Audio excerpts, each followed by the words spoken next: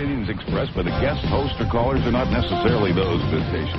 Now here's Neil Rogers on News Talk Radio 610 WIOD. Hi, this is Maury Povich wishing you a happy Hanukkah. Can't wait. That's going to do it for me. 10:07 at WIOD, our Camillus House total. We don't have the mail yet today, but when we get the mail today, we're going to go over another milestone. Depend on it. Our total right now is $79,444.85. Where did the 85 cents come from? That's got to be, people are adding in that postage stuff. I never add that in, because that's, doesn't count. But anyway, so we're about $556 away from 80,000, and when the mail comes in today, which not a drop of it has yet, we'll go over 80 today. So if you haven't, and by the way, with the first check I opened this morning from the last couple of days' mail, $1,000 from John Brunetti at Hialeah Park Racetrack, who also came up with $1,000 last year. Thank you, John. We may not agree on some things, but you're okay in our book. Anyway, speaking of okay in our book, I want to thank Bob Weaver at Channel 4, Weaver the Weatherman, who's just a super guy, sent some nice cigars. A little holiday box here, which I'm puffing on right now. What are you looking for? What a slut. I'm telling you, this George is the biggest freeloader I've ever seen in my life. Man, you're in the right business, I'll tell you that. Free food. Not only does he like the free cigars, when a box gets empty. Oh, could I take that box home? What are you doing, selling them? Must be making music boxes out of them and selling them for Hanukkah or something. What a maniac. All I did was say, let me show you first of all. It's not like these are Macanudos, okay? It's a small box. There's like 5 of them in there, one of which is in my mouth already. So unless you like something else in your mouth, like my foot, just relax, okay? Just to calm down. See, George is all upset because Marvin's got him working about 100 hours over the holidays. I want to say this about Marvin, okay? He is a real putz. I know he's not listening because I'm sure he's not awake yet. Marvin, you are, and I'll give you a classic example. Tuesday, he knew I wasn't going to be here yesterday because it was Bill's funeral. I want to thank Chuck Meyer for doing a great job. A little bit too good, by the way. But no, he seriously did a great job yesterday. I heard part of the show. Too many gummers in there, but it was really good. And so anyway, Marvin comes in here. Oh, would you like to have Al Goldstein on the show? Great. So I get a call Tuesday afternoon from Cheryl at the house. Al Goldstein is lined up for Thursday, meaning today. Well, that's fine. Al is always a great guest and a fun guy and eats a lot of food.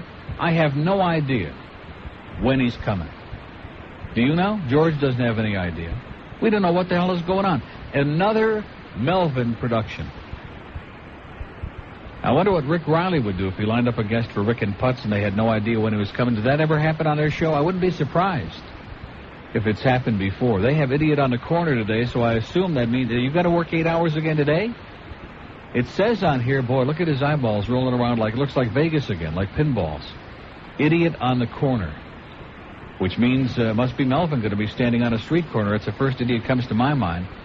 Anyway, that's coming up a little bit later on. Don't forget, tomorrow we're going to be doing our show live from Charcoals, the brand new one, which is at 5426 North University Drive, just south of Commercial Boulevard on the east side of University. It's in that strip shopping center there. You can't miss it, just south of Commercial. And there's going to be a free buffet with some finger food and wings and whatever provided by Charcoals. And we got some things we're going to be drawing for as usual. We have a $100 gift certificate from Barron's. We got a whole bunch of Zuba caps and Zuba pants that the Dolphin folks are donating, which we're very appreciative of. So be sure and come by. And, of course, naturally, we'll have the tapes and the T-shirts to raise as much as we can tomorrow for Camillus House. So we are well on our way to our goal of 100,000. I have full confidence we're going to get there because, like I said, today we'll go over 80. And we should do, 3, 4, 5,000 there tomorrow at Charcoals? Easy, right? So sometime next week we'll go over 90, no problem. And January 4th, our next remote, by the way, will be at Calder Racetrack, which could be a very expensive remote for me. Also, speaking of things coming up tonight, Christmas list through the 6th hole. I notice he's the morning line favorite, 5 to 2 in the morning line with Bill Fay at Pompano Park. So all the members of our stable, be sure and make it out there tonight. I will be there. Fat Rich will be there with bells on for Christmas list as he goes for 3 in a row. Anyway, it's time now to talk about Pizza Loft. No, seriously, you know what? I'm playing that. I'm watching the news on Channel 6 last night, and who comes on? They're doing a piece on this thing about the dentists and the mercury vapors and all this stuff. And Steve Greenberg, who's their resident medical maven, whatever, is doing this piece. And who does he have on there but Mrs. Jeff Cohen? The lovely Mrs. Cohen is on there. Now, didn't I tell you earlier in the week that Jeff and his wife are, and if they haven't already done it, they're doing it this week. They're going to the dentist, getting everything yanked, and the fillings, too. 10:16 at WYOD. Boy, do we have a little menagerie in here now, huh? Oh, just relax, will ya? Man, I can't believe, boy, Gary coming in here making those sounds in the middle of the show. Anyway, yes, is he on his own show? I know a station that's hiring anybody that's breathing. What is it? You want to speak up? Go get it. This is radio. Okay. Like I said, it's 10:16. You talk about a show going to the dogs. Al Goldstein's here. Now, why don't you select which one of those you like? Or you're big enough you can speak into all three of them. When are you going to lose some weight already, will you? Although I will say this. I'm very impressed. He didn't bring in that big box of Cheerios or whatever the hell. Last time you were here, that was the most disgusting thing. I mean, you talk about compulsive, seriously. Brings in this enormous industrial-sized box of Cheerio, and was eating it all during the show. It's kind of like a warm-up to get his palate going before we brought the food in. Now, do we want food for you today? Coffee, and Patty's hungry for breakfast. It's a special day today. It's our 3rd year anniversary. Well, happy anniversary. 3 years Isn't with Al that Goldstein. Great? Wow. And they say romance is dead. Yeah. And how does the dog figure into all of this? That's our child, love child. Oh, that's the love child. Yeah, well, are you really? Well, good. I hope it's not as scrawny as that one. Anyway, well, he is a little scrawny, isn't he? Maybe if you'd leave a few scraps, on what? Well, what does that got to do with being so scrawny? I've never seen such an anorexic-looking dog in all my life. It looks like Karen Carpenter's dog. I eat her food. That's what I was just going to say. Maybe if you'd leave a few table scraps around, she wouldn't look like, like hell. People tell me you've mellowed. There you are picking on her dog as being Who the hell told you that? That's the talk in New York, that you've mellowed. In New York? What do they know about me in New York? They don't know me from Moishi Pupik in New York. They do. Your personality, you are known in New York City. Really. Howard even talks about me now. I'm honored. He really does. He says, good thing. I can't believe it. He must have mellowed. I'm serious, because he used to get upset. I'd rip his hair all the time. You got to admit, Howard's got bad hair. Oh, he's worse. And his nose is the worst. He's really his nose is getting like Larry King. In fact, I think Howard in 30, 40 years will look just like Larry looks today, only not as full of crap. Anyway, before we get started with Al, I just wanted to say a couple of things, because yesterday I attended Bill Calder's funeral, and I want to thank Tom Jicka and the people at the Herald who wrote nice obituaries about Bill, who was one of my best friends and a super guy. And I also, when you go to a funeral, generally it's a very, it's not an uplifting thing, it's very depressing. It wasn't bad. The only Fat Rich was there, of course, and I was there, and when you're in a Catholic church and they're doing the service and you're Jewish, it's a little confusing. Because, any of the religionists, they all get into a real religious thing with the service. And there was one part where they have like a kneeling. Have you ever seen that in a church where they have like a kneeling bar? You'd be great on that. Boy, can you just see all the rows rolling over with you kneeling? And so, when they're doing the other prayers, you sit there and you're respectful and you keep your mouth shut. But then they have, let's kneel and pray. And they have a kneeling bar that like folds down from the pew in front of you. And it folds down. You kneel down on it, so you don't have to kneel on the floor. And Fat Rich is in a row behind me, okay? And he's as big as you are, pretty close to it. And we didn't know what to do. He's Jewish also, so like because all the pallbearers, I was one of them, are in the front row. So naturally, these other guys are all Catholic. They're all relatives of the family. They kneel down. So I did too, just out of respect. All of a sudden, I hear like a commotion behind me. And then I think he thought better of it, because Rich was about to try to kneel down on this thing. That would be like a hippopotamus trying to kneel down on the tip of a needle. Just forget it. So that was a little bit. But I just wanted to mention Lee Fowler. And Lee and I have, chewed each other out on the air for years and back and forth. But this is a radio show. There's a difference. Some people don't understand it. Like me. There's a difference between what's on the air and personal. Exactly. And real life. And Lee Fowler flew all the way, and he was on vacation. He was in North Carolina. He was a good friend of Bill's. Flew all the way in to be there yesterday. And that to me says a lot. That was nice. Steve from Hollywood, who over the years has been a chronic caller, and, he and I have gone around back and forth because he's a sensitive guy. But not only was he there, but he spent a lot of time in the hospital with Bill and really just was super and just a great guy. I just mention these things so that because people who are regular listeners, they get to know these people. Right. Even the callers, they're like personalities. Jim Schuyler was there, another radio person. Randy Martin was there, and Mike Knight and Steve Brody from QAM.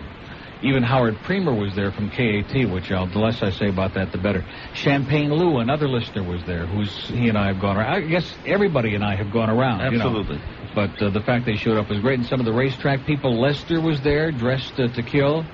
Looked like he was ready for the second race. And Freddie Farrell and Fred the Usher, who's been just a super friend to both of us for a long time. And Phil Saltzman. And I'm sure I'm leaving somebody out. But I just want to thank all those people for showing up. Okay, can I do a little break and then we'll get to... Where's my coffee? Can I have coffee? You are brutal. He's addicted to food. He's addicted to coffee. Can we get this man some coffee? We do have coffee downstairs in the cafeteria. We'll take care of that. And some breakfast from Wayne Arnold. Would that be good? It'll be great. Patty's hungry chicks. Wayne and Murray, I'm sure, can bring over some breakfast stuff, okay, from Arnold's Royal Castle. But you're not going to make a pig of yourself today, are you? No, I'm going to be good. You're going to be the sheriff. You have to be in training. I am. I'm going to be thin by the time of the election. And by the way, these Vote for Al Goldstein T-shirts, do you have a number of these? Yes, I get you some. Because if you could get me some tomorrow at Charcoals, it would be great. Absolutely send them down to you tonight. Well, great. Done. Absolutely. Outstanding. Okay, 1022 Al Goldstein of Screw Magazine and Midnight Blue, and just a generally disgusting guy is here. And we want to talk about food again, as we always do on the show. La Parmesan Restaurant at Pinnabout. The Go-Go's. Now, be careful the way you say this. The Go-Go's, we have on my cable show, Midnight Blue, we have the Rob Lowe tape. By the way, do we have coffee for him and the dog, okay? Heavy sugar on the dog. Man, if my dog barked that much, you would be in the microwave immediately, okay? Good. What is her story? She's just excited to be here in the She's excited to be away from all that food in the house. I'm telling you, this dog, I bet she hasn't eaten in months. So the Go-Go's, you know who the Go-Go's are, right? Who's Carlisle? Is a feature singer. So we got some tapes of them involved with some sexual escapades, not explicit sex. And one of the girls in the Go-Go's does some cocaine. It's just a weird tape. What we've been doing is selling it on Midnight Blue. It's bad quality, but it's a nice curiosity. It's better than the Rob Lowe tape. Well, Rob Lowe tape is the worst. Horrible. And you notice since that tape, he's like, nobody talks about it. Yeah, it's funny. And his last movie was good. Did you see his last I thought the last movie sucked. Bad Influence? I thought it was terrible. How do you not loved it? Based on what? The idea of the corruptibility of life.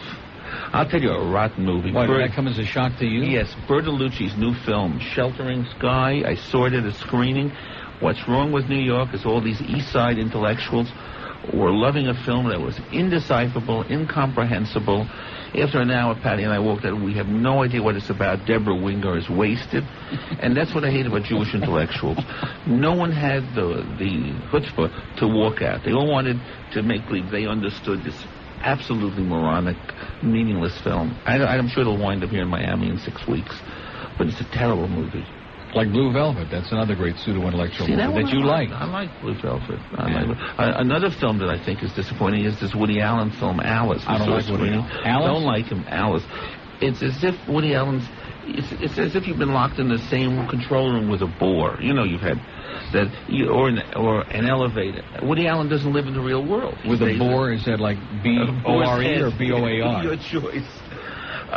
Insufferable movie, and everyone wants, well, not everyone, most people in New York City and the East Side, Woody Allen to... Is somebody getting him coffee, by the way? Because I'm getting nervous. I hate coffee, but I'm just getting nervous. What?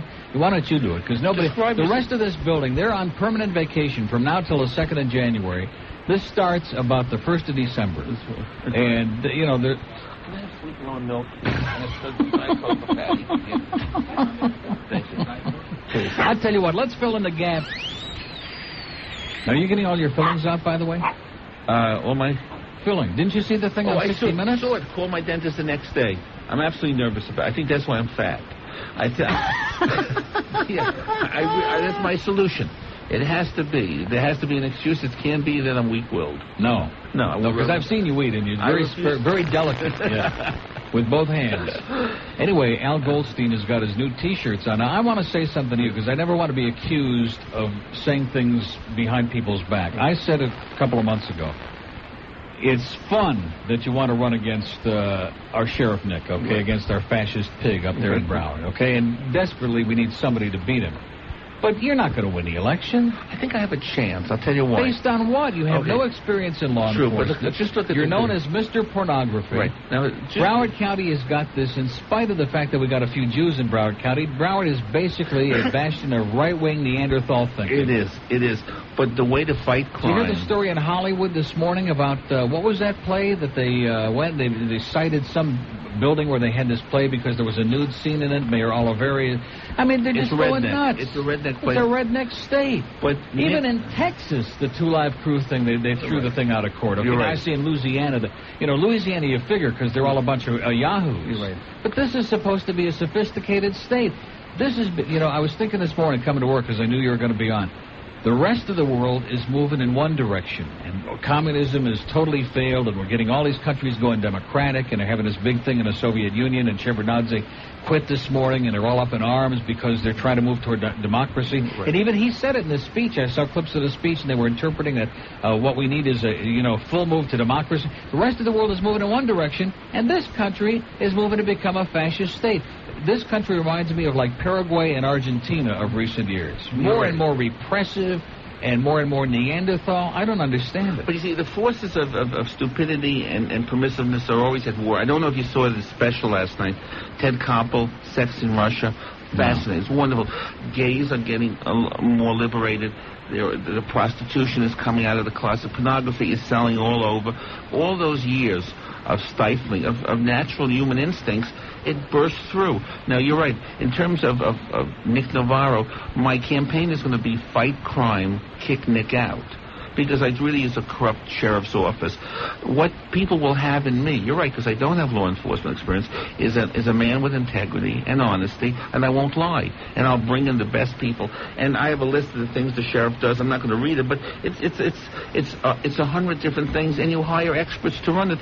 Running a sheriff's office is like running a radio station or a business. But don't you fear that somebody legitimate? Because, a lot of people look at you, I hate to use that word, but a lot of people are going to say, well, you're not a legitimate candidate, you're a clown. Somebody legitimate's going to run against him, and enough people could vote for you, siphon off votes from whoever the contender is, and get him back in there again. I don't think he's one of that. I honestly think the real fear I'm not so sure he's going to be able to run again. I'm afraid. The Sun-Sentinel is doing a great job. Right. I got to commend them, which is unusual for me. Great. They're doing a great job on exposing him and the fraud. And I mean, almost every day there's stuff coming out on him. And there's stuff with his wife, choosing over judges. I'm afraid he's not going to run. I will only run against him. So I'm afraid he's going to pull a Nixon and quit office. Because the interest for me is he has absolutely galvanized the stupid forces in this area with his pro-censorship, really absurd point of view. By the way, speaking of Nixon, and I got to bring it in for Chuck Meyer because he's a big buff of the Kennedy assassination theories, as I am. And during vacation on the plane, I almost finished reading the new book on the assassinations called High Treason. Right. Have you read it? No, but you should read it. Because the conclusions, I'm coming to the end of the book, but the basic conclusions is that Nixon was definitely involved with the assassinations, both of John Kennedy and Martin Luther King. Was in Texas with Howard Hunt the night before, and also that Richard Helms, who's the former director of the CIA, was involved as well. I had brunch with a guy who'd make a great guest for you, Michael Baden, B-A-D-E-N, the ex-coroner of New York City. He was the coroner on the Warren Commission. He still defends it, but I think even he's having doubts. I mean, it's a shame it's going to be 25 years after we're dead that the truth is going to come out. Yeah, if ever. Why did Teddy Kennedy keep quiet? That's the thing. Why were the Kennedys silent? Well, they say that the plane crash, remember he broke his back and nearly got killed in the plane crash, that also was part of this, that was an attempt on his life, too. See, in the old days, we would have said conspiracy theory, nuts, but no longer. Now it's all plausible and credible. Well, almost nobody believes the Warren Commission anymore. It's a joke. Were you a believer during the early days? I used to love Mark Lane. I don't like him personally, but Rush to Judgment. Right. I was always... That was the first book. Right. I remember seeing him speak in New York City. I always felt it was extraordinary that the media stifled this kind of truth from reaching... Also, Allard Lowenstein, by the way, who I'm sure you must have known. Died too, right. In New York was shot. and was about to bring out a lot of things about the Bobby Kennedy assassination. Right. But you know, boy, we're going off into that. But the book High Treason, if anybody out there is interested in the subject, you've got to read it. It's just incredible. I want to get it. Because, you know, you read all these books over the years and you figure, well, one more, what's going to be new in here? But it really puts together some heavy-duty stuff. You know when it all fused together for me, too? The New Yorker, about 2 years ago, it later came out as a book about how Lyndon Johnson stole the election. And it was so hair-raising, seeing his immorality in 1943.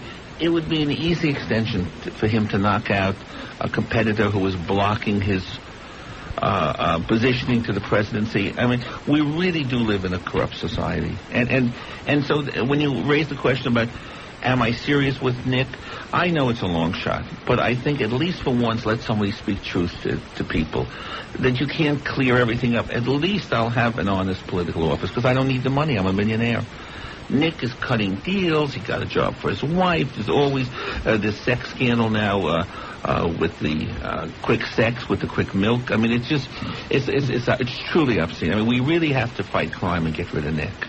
Amen. Yeah. Okay, I want to talk about the T-shirts. Are incredible. You're going to get them on. Those are great. In fact, I'm jealous. Ours are fantastic, but these are. In fact, when was this picture of you taken? What century was that? Okay. Man, oh man, it looks a little like Charlie Manson in that picture too.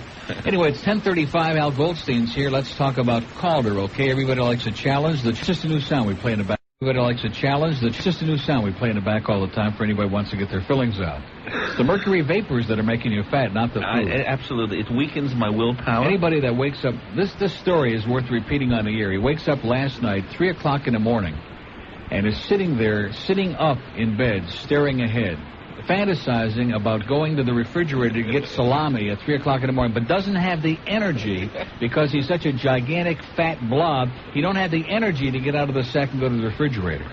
Next thing's going to happen, he's going to move the refrigerator to the bedroom. Then you'll be in real trouble. It's true. But at least drop a little on the floor for the dog. Seriously, is that Karen Carpenter's dog? Dog food is not They bad. had a segment last night on Inside Edition or Inside Story, one of those hysterical tabloids, and it was about puppy mills. Oh, right. Did you see it? Right. And they showed, oh, man, of course, I love dogs like you do, and they showed all these pathetic, jammed in these cages, and it looked very similar to what I'm seeing there. Genetically, Sheriff, if we were in Broward County, you're lucky we're in Dade. I got news for you. If we were in Broward, Sheriff Nick might get your ass in jail right now for get the SPCA in here. Nick would. Yeah, he'd seize upon anything. Anyway, the T-shirt. And they were great. I'll get some more, too. Now, how are you going to get him to me? Because I'm not coming back here. You won't need be in him, the studio tomorrow? No, we're doing a show at Charcoals tomorrow, which is not far from you. It's on University, just south of Commercial. What time are you doing? In the morning? 10 to 2. Okay. Can you see that we get them down? That they have nice hamburgers. A lot of great food. Before I leave, can I get the address? I'll try and swing by tomorrow morning. We'll have breakfast here in the morning. Oh, man, you're brutal. Anyway, the T-shirts are black, and they got the American flag with Al's skinny face in the middle. Boy, that's from another era. That's a political lie. I'm guilty. I will lie about my way. And it says Goldstein Forever, and then underneath for Sheriff Broward County 1992. These are sharp. I'll tell you, a lot of people would pay some bucks to get one of these. And I got you an extra large, too. Thanks. I have an extra large for me. Yeah, you got two of them sewn together for you. I can see the seams in the middle. So you're serious about this? Absolutely. Are you going to do it? I'm going to do it. I'm going to commit a couple of $100,000 for radio and television. If Nick resigns, of course I won't run. It's contingent on him, and I'm afraid he's not manly enough to stay in. You look back at the history of Broward County. I'm going to be honest. A lot of people forget about it. We have had ever since I've been in this town, which is almost 15 years now, we've had repressive right-wing thinking. We had Ed Stack. Right. Remember Ed Stack? Yes. Another real Farbissen right-winger. We had Bob Butterworth, who was a little less militant but still pretty right-wing. And there's just been a succession of right-wing sheriffs. But you have to look around on on the highway, there are topless clubs. You have an appetite. They're trying like crazy to close down. But that's the political hypocrisy. And hassle the crap out of. You see, that's the stuff I would not do. I would leave Michael Peters alone. I would leave the straight clubs, the gay clubs, the porn theaters alone. I would put all my manpower in the street fighting crime. That is where Nick wastes his time. Yeah, that's dangerous. You're right. It's much safer listening to rock lyrics and saying Two Live Crew is dirty. The music may be You loud. see, if we lived in a town where the people had any balls at all, where we had living and breathing people, I mean, you can understand in Louisiana. I mean, they almost elected David Duke to the Senate in Louisiana. They're a bunch of Neanderthals. They're from the bayou, okay? They're a bunch of troglodytes. But here where we have all these people from New York and supposedly sophisticated people, the fact that they sit back and they tolerate this crap and they let all their taxpayer money be, they wasted all that money in the trial with Charles Freeman. And then they fined him. But they fined him 1,000 or 10,000, whatever the hell it was. Public service. And all of that crap. And then the other trial that they lost, which still the taxpayers had to pay for that crap. And now even after they lose that trial, he says, well, if anybody else performs that song or those lyrics in Broward County, because that's the law, I'm going to prosecute them too. Which, in other words, he's saying he's going to continue wasting the taxpayers' money. And you know what they do? They sit back, we get a few calls on a talk show, they grumble about it, they're pissed off, and that's it. But that's going to change. The TV... There ought to be a recall movement against him right now. Get his ass out of there now. You know, in a year, as we get closer to this, he will not appear in debate because his... Maybe he'll call off the next election. If he could, he would. I'm going to have Bess Meyerson campaigning for me, so I'm going to get all the New York Jew votes. I mean, all the Jewish votes are going to be there. I really believe that people are getting sick and tired. Wait a minute. I thought you said honesty and credibility were part of it. But she was acquitted, and I like Bess. And people love her. She was the first Jewish Miss America. And she wears a good mink coat. She's a pretty woman. Yeah. The point is, I really... Does that mean you're bringing Ed Crouch down here, too? No, I don't like it. Did you see the picture of Ed the other day? He was in... The funniest thing I've seen in years, Ed Koch was over in Israel, in Jerusalem, and the reason he was there, he was doing a tourism campaign to show that it's not dangerous to travel to Israel, because let's face it, who in their right mind, the way things are in the Middle East right now, is going to travel there. So he's doing this PR thing for the Chamber of Commerce, I guess, or the equivalent of it, and he gets hit in the head by a rock by some maniac over there. Bernie gets through it. And the picture with him holding his head was just classic. It was incredible. It was the New York voters. He's still too close. He's on this earth. It was almost enough to make him come out of the closet, I bet. Ed is so arrogant and so conservative, truthfully, that he would make a great sheriff here. He follows in the line of that kind of reactionary. What is he, like another Roy Cohn? Basically, he's hypocrite. Hypocrite too. Yeah, he really is. And he's never boring. That's the thing. Nick Navarro is never boring, but they do a disservice to public service. That's the problem. Rest assured, in 2 years when I'm the sheriff, if I see you speeding, your little sports car's going to be pulled over. I'm going to nail you, Nick. I thought you were looking at me when you said that. No. That's no. You're going to be looking for the turquoise Corvette. That's right. Nail the car. Nail the speeders. Hey, listen, I want to say something to you. Sheriff Childs, you know, with the story about Childs was arrested. He was coming back from Georgia. Yeah. To Tallahassee, 80 and a 50, and he got pulled over, got a speeding ticket. I'm delighted. I'd rather have a guy who's in a hurry, who is a living and breathing person in spite of all the things they said about him with the drugs and everything, than a guy who wants to take us back 20 years, you know, who's going backwards. What's the last time, you've had Nick on the show, right? Years ago. Yeah. Is he afraid to come on now? Well, I don't do that kind of a show anymore, right. So there'd be no point in my inviting him on the show. I don't know. I have no idea. I sure don't hear him a lot on any of the other shows. He's turned down 8 debates with me, truthfully. I mean, he's really afraid to come on. So I think he's rethinking his running, and I'm afraid he's going to withdraw. That would be the saddest thing for me, because it'll be sad for you, but it would be great for the rest of us. True. So I would have served the purpose. Because no matter who would succeed him, couldn't possibly. I mean, I think the guy's gone soft in the head. I really do. I mean, he was in the beginning. He had that kind of right-wing Cuban mentality, you know, like we've seen in Dade County, that repressive, but not like this. But the last year or two, it's like he just got off the deep end.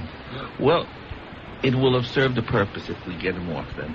There will be a positive step forward. I agree with you. Although it's not an isolated thing. You know, you're talking about the Kennedy assassination and conspiracy theories. I'm not one of these paranoid people that thinks there's a conspiracy under every rock.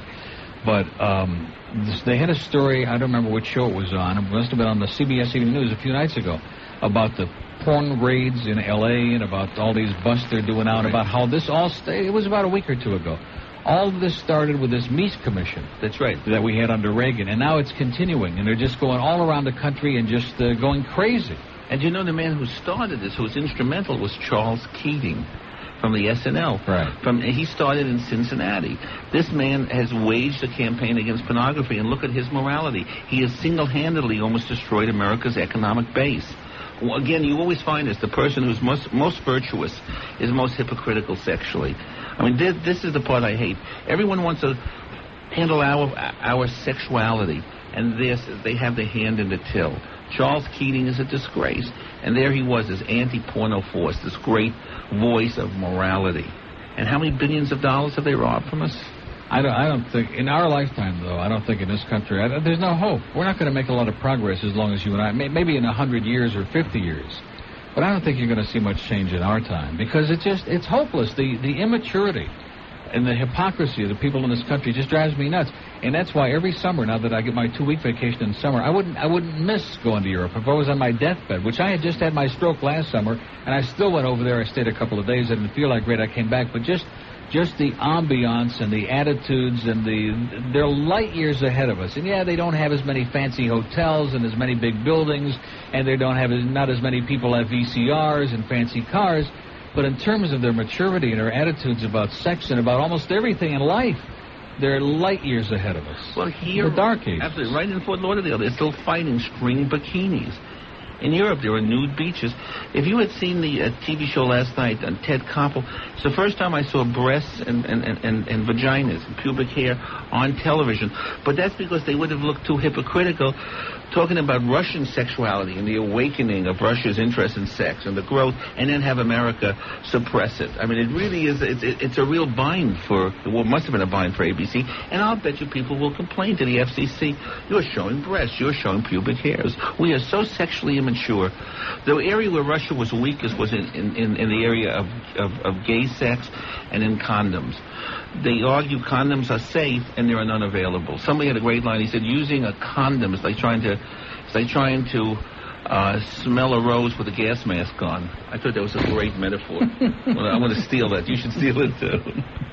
Okay, let's do a little break. It's 10:50. Oh, boy. Well, I guess there's no better time than now to do this. If you've been nice this year, E4 at WYOD. Al Goldstein is here, purveyor of smut and pornography and trash. That's why he's here. We like him. Now, seriously, though, since this thing in L.A., what they were doing is busting people for transporting across state lines. That's what I was busted for in 74. Obscene materials across state lines. Right. So let me ask you, is there anywhere today in this country that knew, because, you know, most of the stuff that's available on tape is like 2 years old, 5 years old, right, whatever. Is there stuff that is being made today? Yes. Or are these people all the guy who we both despise physically, Ron Jeremy, but who I enjoy because he's such a nebbish. But he's hairy and fat. He is now approaching our weight category. Ronnie is making films. The problem is they're so bad. They're one-day wonders. They're shot in motel rooms. The quality is bad. They're still being made. The interesting thing in the bus in L.A., they're not invoking the RICO law, which is what's always gotten so many people in the porno business nervous. When George Bush or Ronald Reagan or Nixon wants a distraction, what do? You trot out the gays, you trot out the porno films.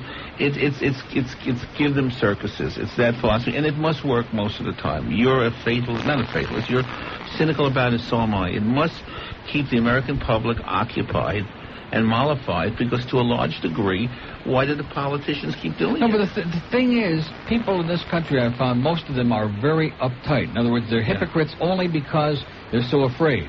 So you go to the movies, I'm talking about regular movies, and if a movie isn't rated R, you know, like if it's rated PG and it's Mary Poppins, or if it's kids, it's Disney, it'll do well. Right. But if it isn't rated R, and it doesn't have a lot of four-letter words and nudity in it, forget it. It's not going to make it. So obviously that's where the public tastes are. I mean, the masses are not going to go see The Robe and Ben-Hur. They're not into that anymore. They want to see adult, mature, related things that are a reflection of real life. And yet, if you talk to a lot of people, they don't have the balls to put it in those terms. In other words, they're very hypocritical, and it's embarrassing. I don't watch soap operas. I'm sure you don't, but on the occasion, why do you say that? I watched The Guiding Light. I've been watching it since I was a kid. Okay, I never got into soap operas, but when I have watched it on occasion, it's amazing how sexual they are. Everyone's betting everyone else. Of course, in the middle of the afternoon. Right. Now, why? Because it's giving the housewife, to a large degree, a more interesting life than her life really is. So it shows that because it's popular, people want it. It fills a need. Why are we so angry at ourselves? What kind of self-hatred is generated that we have to feel apologetic about our love of sex? Something that Patty watches. What's that show you watch about picking mates and stuff? What's that? Love Connection? Love Connection. It is horrible show, by the way. Filled with innuendo. Yeah. I mean, it's raunchy. And it's funny, but in America it has to be dirty, sort of... Childish. It's like a Johnny Immature. Carson monologue. Yeah. It's very adolescent. It's like kids, 14-year-olds, talking about how far they can urinate or how they masturbate or something. It's always sort of with a dirty, leering quality. That's the American mentality, very sophomoric. I would not have been successful with Screw if I had not approached it the only way I know how to, in an immature way. Screw was like a dirty joke. It's not mature, sophisticated sexuality, because that's how American men look at sex. And obviously, American women, I have always believed, look at sex in some romantic way. Sex is secondary to finding this magical guy who's going to change their life. I mean, I really do think that men will F mud and women will marry a doctor. There really are differences, and it's a shame. It becomes a cliche.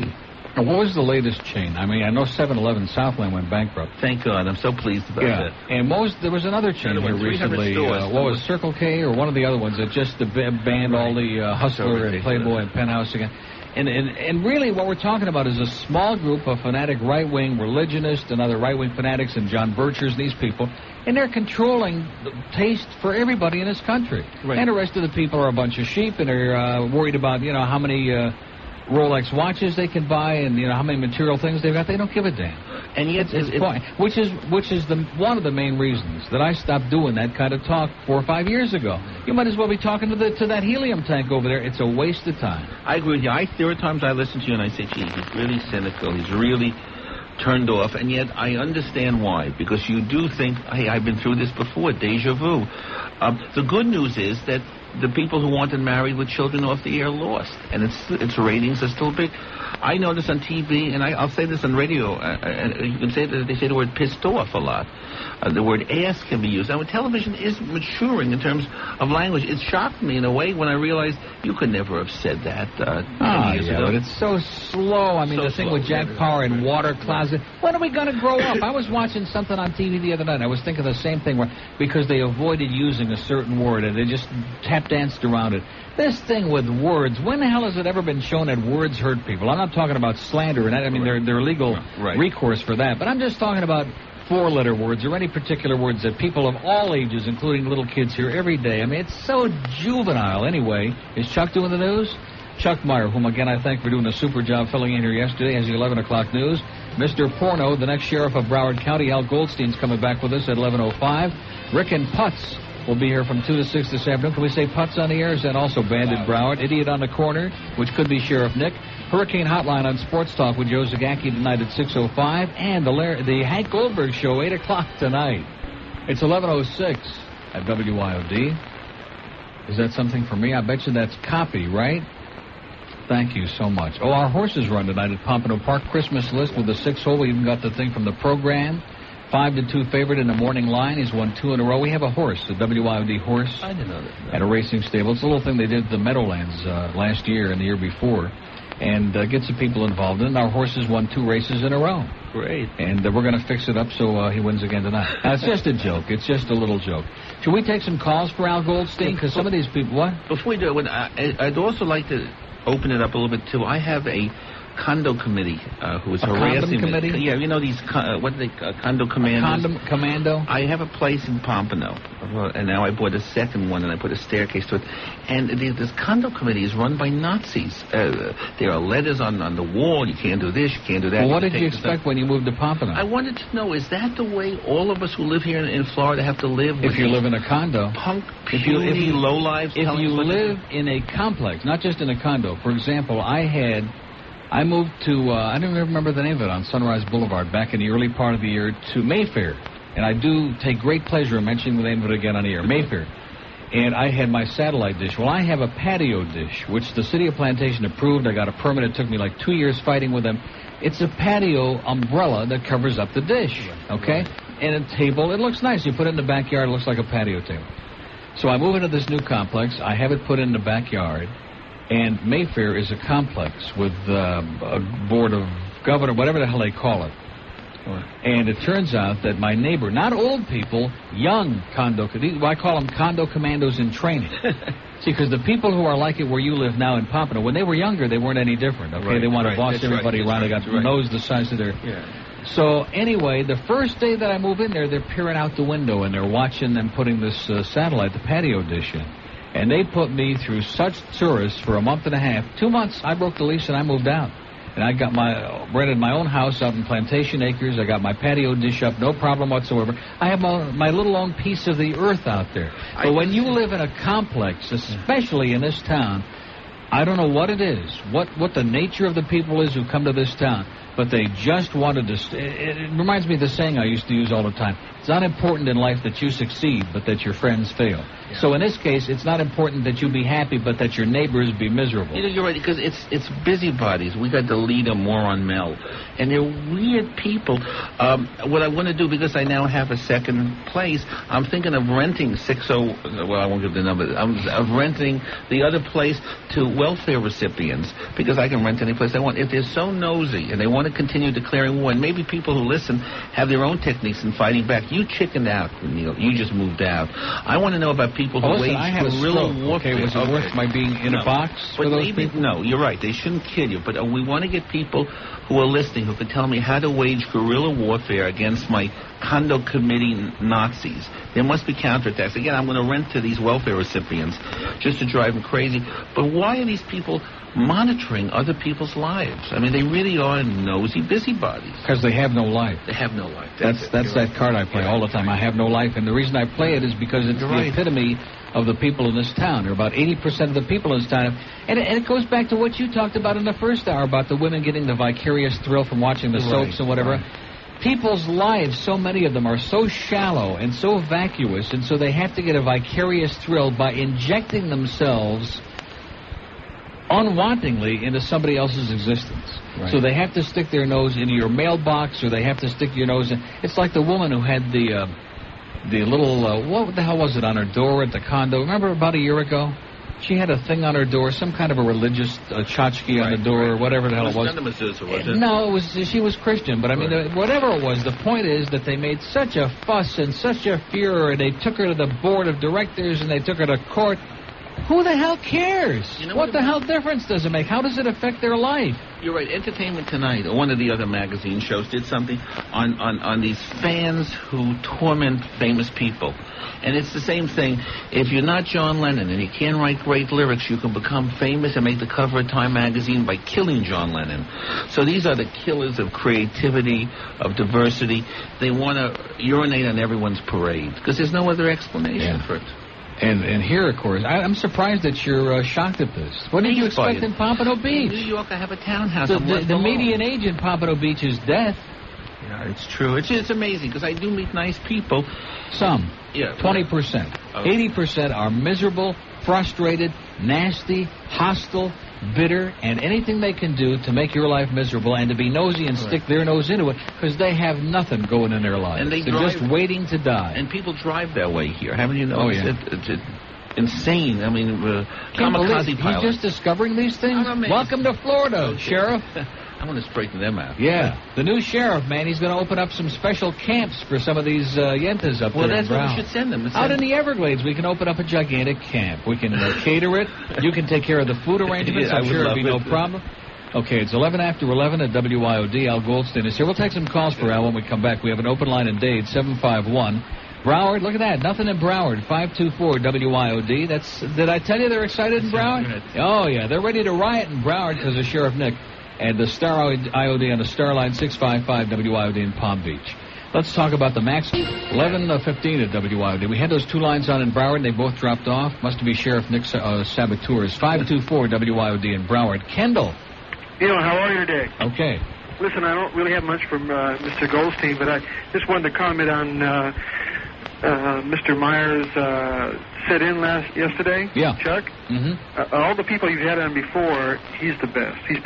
Chuck does a great job, and he does Weekend Magazine on Saturday morning from 6 to 10, so it's not like he's inexperienced. He's a real pro, whether he's doing the news or a talk show, and that's why I begged them. I said, listen, if you're going to get somebody, put Chuck in there, and he did a super job. He's great. He did an excellent job. Also, I really want to bash some of these news stations for not getting on your bandwagon for promoting Camillus House. I mean, you're doing an excellent job. Well, I will say this. The Herald finally came around. I want to thank Lourdes Acevedo this morning in the Herald radio column. She has a nice paragraph about it, and we appreciate that. She also mentions the show we're doing at Charcoals tomorrow. So, sooner or later they jump on the bandwagon. Well, they're sure taking their time about it, right? Yeah, you bet. I want to thank Mr. Goldstein for helping adults be adults at their own free will, for, keeping Screw Magazine going and fighting for the rights of people who want to act like adults and enjoy that particular facet of their life. Thank you. It's great. Thanks for calling. Happy holidays. Same to you. 11:17 at WIOD. We have an open line today at 751-9463. 751. And, I'll go into it later. Here's a mobile in Fort Lauderdale. Hello. Hello, Neil. Yes, sir. How are you? Great. Neil, your Condo committee comments made me think of a definition that I thought was quite apropos. You ever heard, what's the definition of a camel? What? It's a horse that was designed by a committee.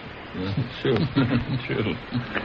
Yeah, it's true because, it's like stupidity loves numbers, because the really strong individual can stand on his or her own feet, but weak people have to unify. It's really like a vigilante lynch mob.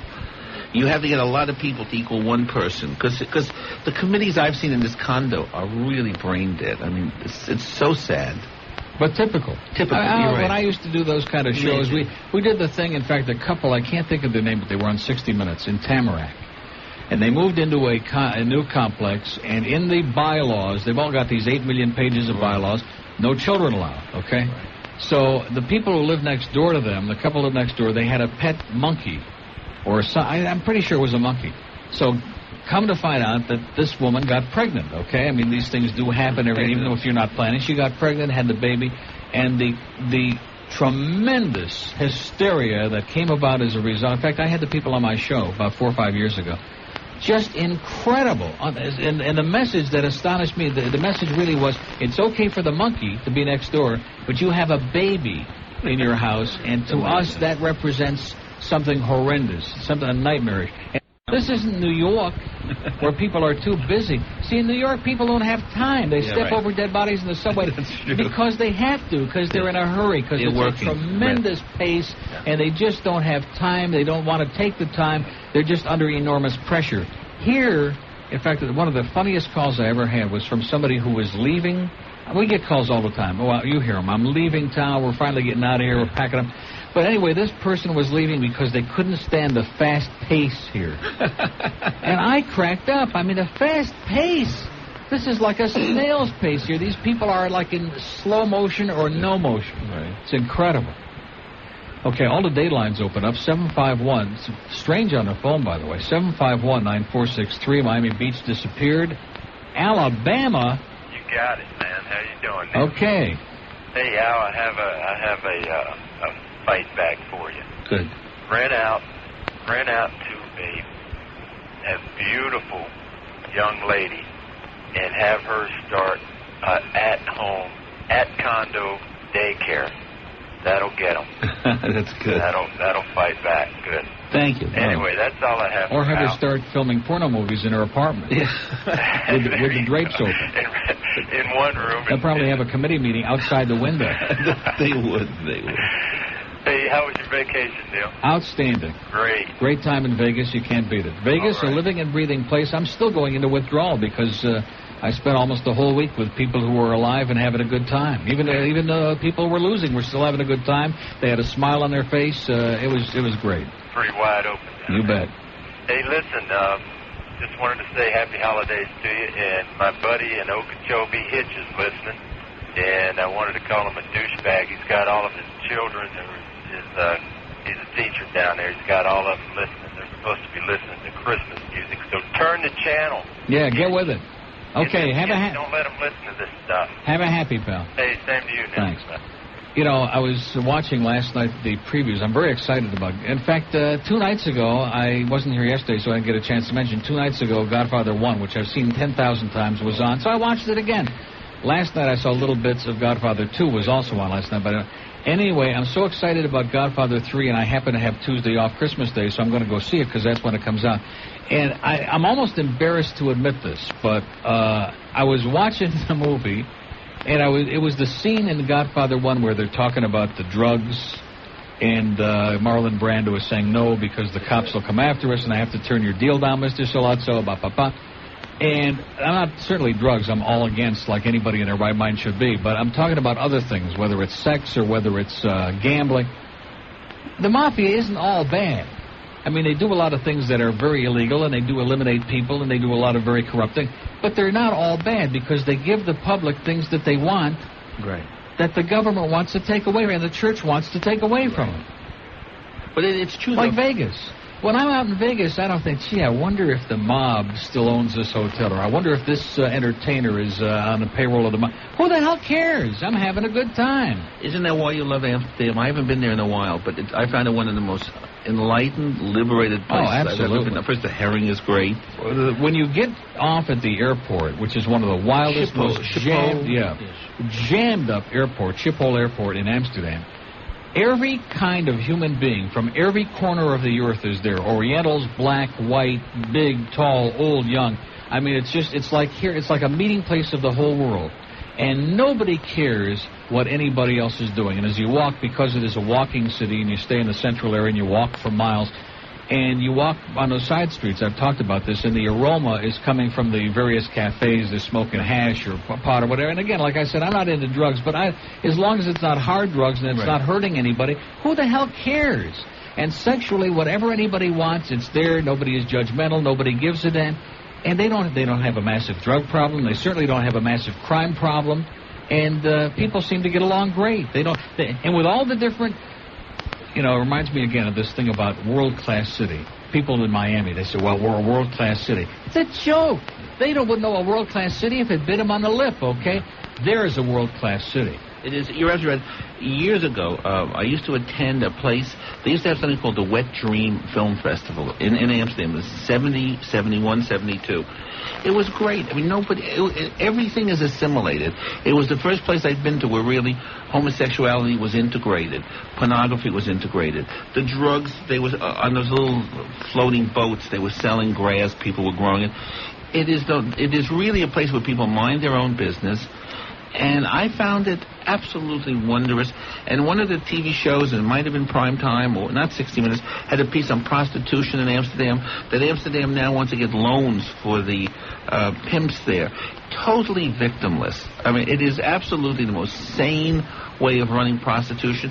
Here in Florida, instead of taxing things, cleaning it up, having inspections on the girls, we try to put it down, repress it. That doesn't make it go away. It just makes it sleazy. Sleazy and dangerous. Right. When will we realize it? When will the Nicks of the world realize you're not going to control this? At least integrate it into some corporate entity where taxes reach the city or the state and clean it up. The better the level of education, and this is a generalization, but to me it seems the better level of education, the better people are able to cope with these things and be more mature. And our education, as compared to the people in Europe, is a joke. Education, the people here can't even speak English, much less 5-6 languages. Let me do a break. 25 after 11, Al Goldstein is with us. RoboCop, 1128 at WID. Just want to mention I got a fax here from Beth Sackstein. And it says, in the spirit of the holiday season, Edward Assad from David's Cafeteria and Clifford Stein from Geppetto Clothing Manufacturers will be sponsoring a holiday drive to raise money for Camillus House. And each business will contribute $150 to begin the drive, which will be held tomorrow all day at David's Cafeteria, 8288 Biscayne Boulevard. And it'll begin at 11:30 tomorrow morning. And it says 800 to 1,000 people will have an opportunity to contribute during the lunch and dinner hours. That's customers. Geppetto's will also be donating new clothing to Camillus House from their business at 425 East 10th Court. in Hialeah. So that's another way for you to help Camillus House, is stop by and have lunch or dinner at David's Cafeteria, 8288 Biscayne Boulevard in Miami at 11:30 tomorrow morning. And also I want to thank you. You came up with a nice check for Camillus House, as you always do, and have pledged to come up with some more. Absolutely. We haven't gotten any mail yet, $79,444.85. And when the mail comes in today, plus what you're going to help us out with, will be well over $80,000, on our way to over $100,000. There was a thing. This is another thing. Well, see, this gets me back. When you come on, it's always great. I enjoy it, but it bothers me in one sense in that I start having the social conscience again that I'm trying to remove from myself. Well, I mean, professionally. I mean, as a human being, I obviously have it. But sitting here and talking, like I look at the phone and there's 3-4 lines open here, and it's not a big deal because this audience, they're vacuum heads, But the news story the last couple of nights has been that there are more homeless than ever before, and the public sympathy for them is lower than it ever has been before. And one of the things that I hear once in a while, which starting this year I dump it. I don't let any of it go on it because I'm tired of hearing it. People say, well, geez, how can you help out those winos and those drifters and all these stumblebums? How can you get involved in that? I'm not going to dignify that by letting it even go on the air anymore because I know what that is. When somebody says that, what they're doing is they're rationalizing their own unwillingness to help out, their own indifference to human suffering. Because no matter what you want to label people, and there are a lot of families out there, they're women with little kids, their entire families who are down on their luck, who are out on the streets, they're veterans who put their lives on the line for the country, who are out on the streets sleeping on cardboard and on bus benches. But when you say to yourself, they're winos and they're drifters, it makes you feel better. It makes you feel less guilty that you have, and you're eating, and you're doing well, and you don't give a damn about anybody else. I mean, what kind of a country can have millions of people sleeping in the streets and not even having a place to live? It's amazing. I was watching something last night on Arts and Entertainment. They had a TV show. Walter Cronkite was the voiceover, and it was about Vietnam, a 1970 shoot about Charlie Company. And I watched the American soldiers referring to bodies, dead people, as gooks. They made them non-human. It's like when you do body counts. So this way you don't have to deal with them as human beings, as entities, as breathing, eating creatures. That's what we do with the homeless. If we can just make them into non-people, invisible people, then we can accept the Bombay syndrome, that we are like New Delhi, and we can have the 6-year-olds begging. It's a horror. I understand it's a defensive posture we do. Otherwise, the danger is we can be burned out and we feel impotent. But at least if you contribute some money, I know my contribution is insignificant, but at least I can say, well, I'm doing something. It's like the concept of tithing. It's giving. I like that. Even though I'm an atheist, it's giving something back. I made a commitment to the American Civil Liberties Union yesterday that I'm going to be charging my advertisers in Screw. The hook is the escort services 2% of my gross, which is several $1 million. I'm going to charge 2% and contribute the money to the Civil Liberties Union. Why? Because if my advertisers don't have the brains to have social responsibility, I will. And I like the idea of knowing every time a hooker turns a trick, some of the money is going to go for something that's socially useful. You talk about, I want to go back to what you were talking about with Amsterdam and a lot of the cities in Europe. The usual song and the dance and hue and cry used to be here about communists and atheists and hedonism and tie all this crap in together. Although it is interesting, communism is on the way out in the Soviet Union, and there's a sexual revolution going on in there. So but the people in Europe, for the most part, are not atheists. In fact, if you go into any of the major cities like Amsterdam, there are all of these big old cathedrals and churches, and they're attended. They're well attended. You go on a Sunday morning, they're full of people in there, but they don't look upon religion in the same. I don't even know how to describe it as so many of the religionists in this country. I mean, this is frightening. It's the Falwell, it's the guilt trip religion in this country. It's like, the old saying, if it tastes good, it must be bad for you. If it feels good, it's evil. I was shocked last night to see this black leader here in Florida, in Miami, saying he didn't want to be questioned with what he said at Willie Sims. Yes. Yeah. This man must think he's Adolf Hitler.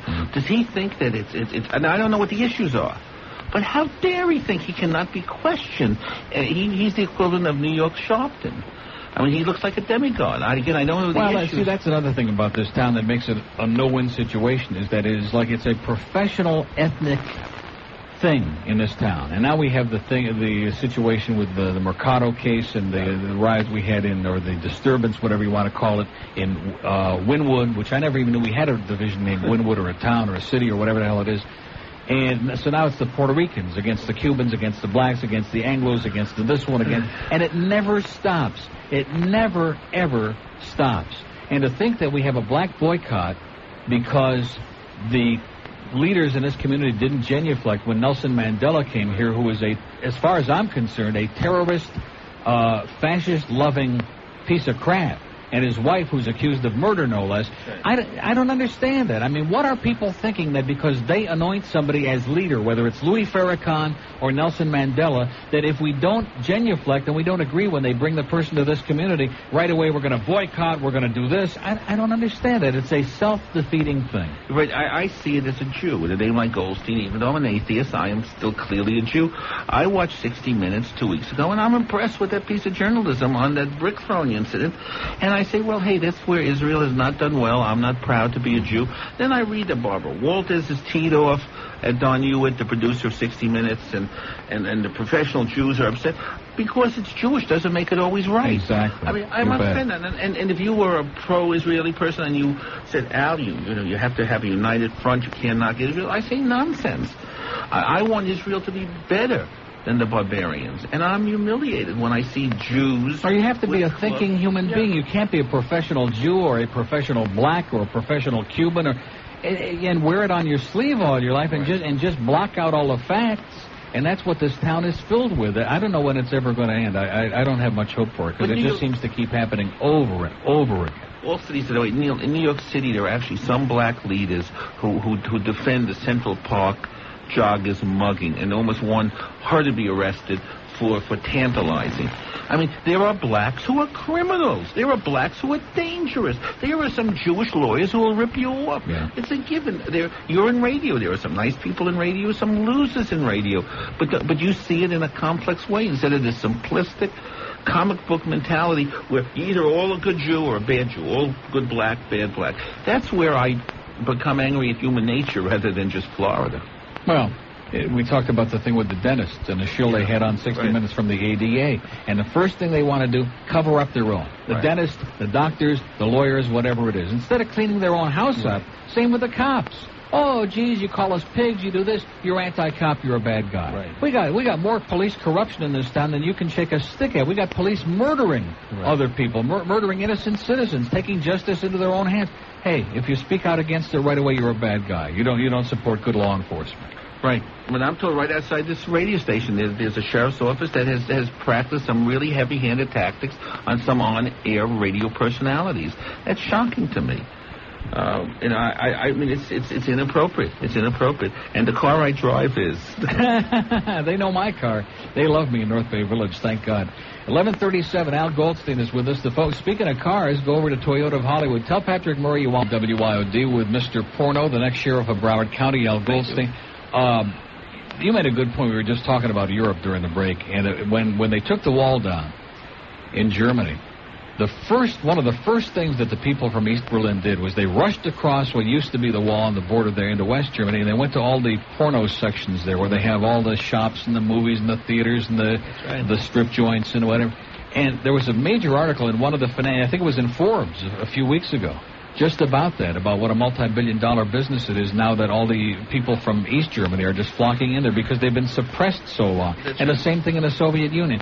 And I'm thinking we go in cycles, we go through all these various cycles, and the pendulum keeps swinging back and forth, and people are repressed for a long time, then they all want something very badly, and then all the right-wingers start trying to repress again. That's exactly what's happening in Russia. On the story yesterday on ABC, Sex in Russia, the freedom is breaking through now, and you see all these people selling all these porno books, and now, of course, the right wing is saying it's going too far, and you do have a pendulum swing. When Patty and I were in Berlin 2 years ago, East Berlin was sterile and boring and gray, and West Berlin, we went to a porno film, which was good quality, a comfortable theater. I remember a small little thing. There was a place to put your soda. There was no rip-off. It was clean. And that's what the people in East Berlin were starved for. And that's where sex is a way of manifesting individuality without hurting people. You and I are in total agreement. So long as you don't force yourself on somebody, so long as it's consensual. And what I don't understand is how many examples does it take before the masses, and maybe they already do, they just don't want to admit it, understand the hypocrisy. You look at the Swagger thing and the Jim Baker thing and Bob Bauman in Maryland. Maybe I can't say every. I don't want to make a blanket generalization, but I would say the overwhelming majority of the finger pointers, the ones who are screaming the loudest, they're doing everybody in sight, behind closed doors. Right. I think what we're talking about is hypocrisy. Live and let live. Doesn't matter what your sexuality is. I see the issue for me on children and rape is I clearly am on the side against both, because I don't believe a child of 8 or 10 can evaluate what's better for him or her. Rape takes the choice and option from the other person. Short of that, and there are some weird sexual activities called water sports and things that are not my thing, but if you want to do it, and you're doing it in the safety of a home, the world of S&M is something I really haven't played around with. But if two people want to sort of do like Sinead's the balcony and have the equivalent of rough sex without danger, who am I to say no? Thank you. Oh, that felt good. We'll get you into it before. In fact, if the food doesn't show up pretty soon, we may have a little S&M going on here in the studio. What is he doing over there? Is he ordering out? Man. Under ordinary circumstances, we don't want to be pushy, but, geez, these people are like... and, of course, Patty needs it. She's like... She's ready to pass out. Patty, you could probably handle another half hour anyway without passing out. Patty fell down and she can't get up. I think the dog fell down and can't get up. I met that woman who did that famous commercial. I fell down, I can't get up. There's a writer in New York named Michael Musto who writes for the Village Voice, and he had a birthday party, and he had her come, and she's really a very classy woman. I want to meet the old lady who does the clap thing, the one that's in bed where she claps and the TV goes off. She's just as good. In fact, she already fell down and can't get up. That's why she's got to clap. Mobile in Hollywood. Are you gone? Long gone, okay. Pompano Beach is also gone. Well, we've been keeping these people on there forever. They don't know. Yeah. Miami. Is there anybody left on these lines? Boy, you people are brutal. Miami Beach. Good morning. Yes, sir. Thanks for your patience. Well, we're long. You're welcome. At least acknowledge it.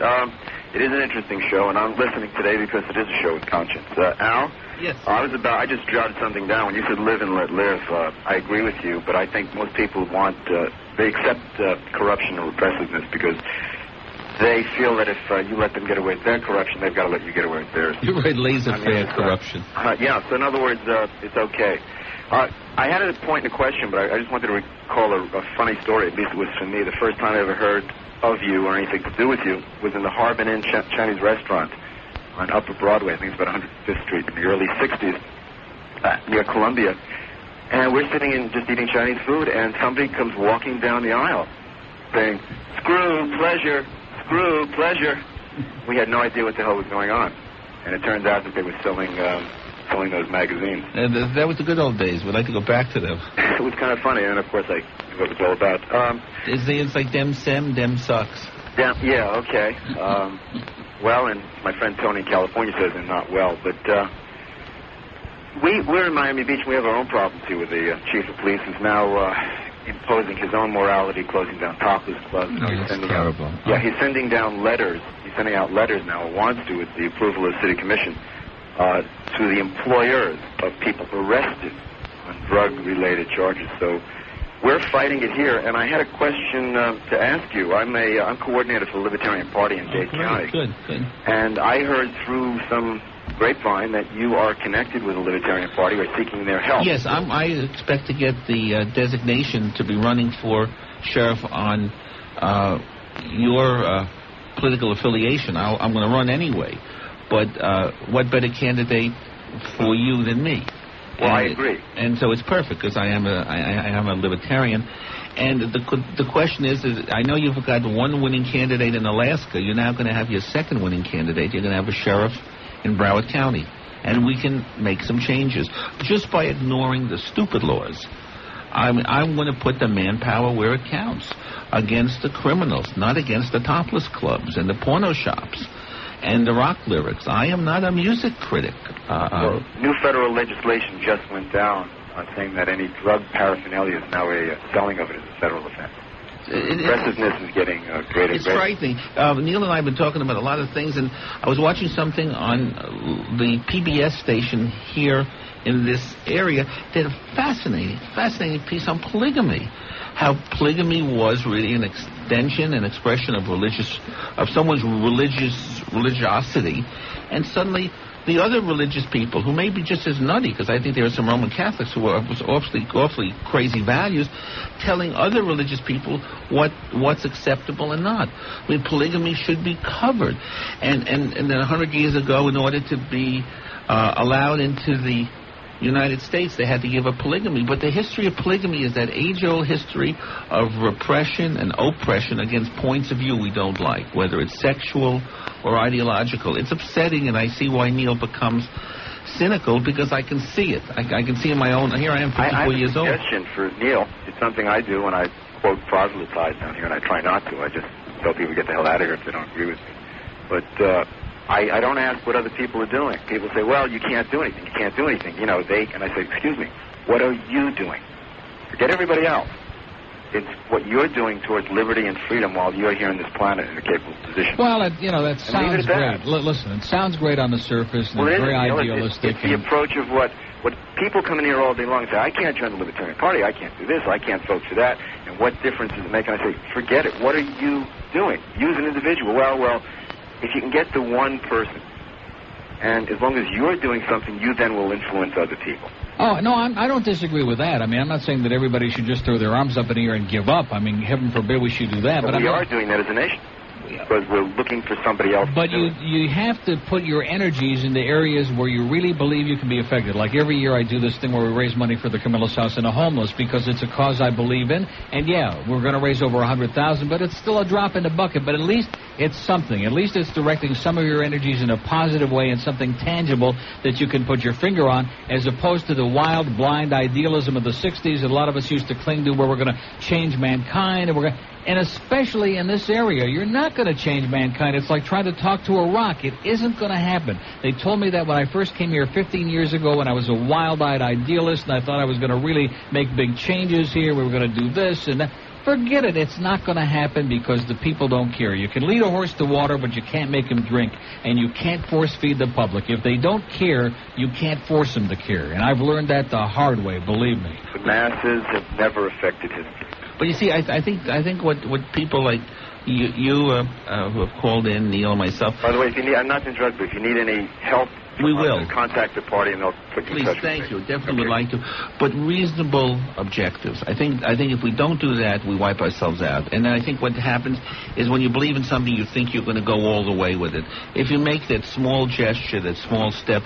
For me, 22 years of publishing Screw, I have not been a radical change in American life, but every week that Screw came out, my mere existence was a rebuke against the Jerry Falwells. But you were making a comment, but you were also entertaining people. Yes. Screw magazine, and Absolutely. You said this yourself before. You were giving the public what they wanted. Exactly. It was juvenile, it was sophomoric. Absolutely. But it also had a message to it. Exactly. That's what I do. You're right. That's what I do every day. I entertain people. I have a message too. Right. But to try to sit here and pontificate and get your blood pressure up and carry on and think that you're going to change people's attitudes and force feed them, forget it. It isn't going to happen. Bottom line, we're in show business, and if you're not entertaining people, you're right. You are failing.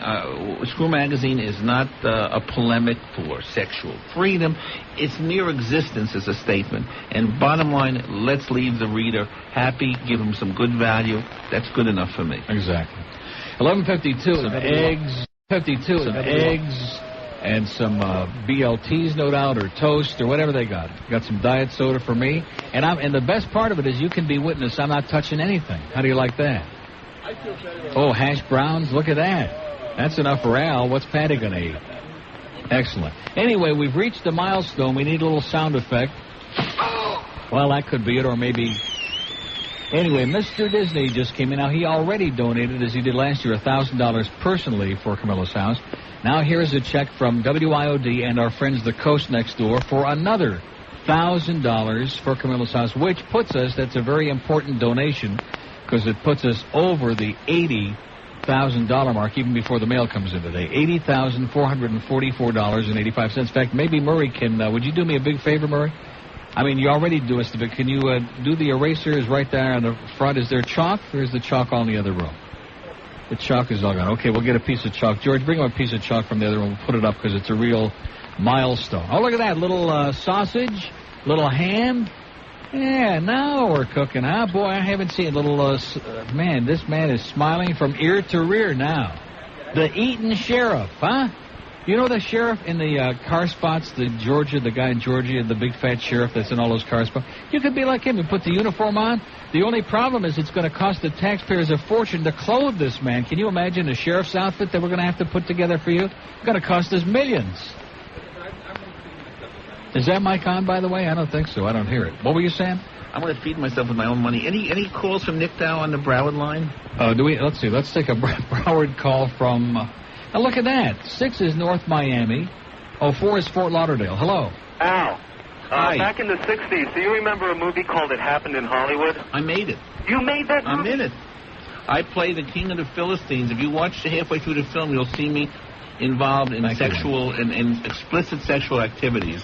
I was a projectionist back then. That was an incredible film. You want to know what's wild? The film was made by Wes Craven, who has become famous now, this for isn't the movie with Gloria Leonard that you deny you remember making. No, that I don't remember. This was acrobatic sex. Yeah, but it's a screw film. Huh. We made it. It's a funny movie. We would release it, but we can't find a print.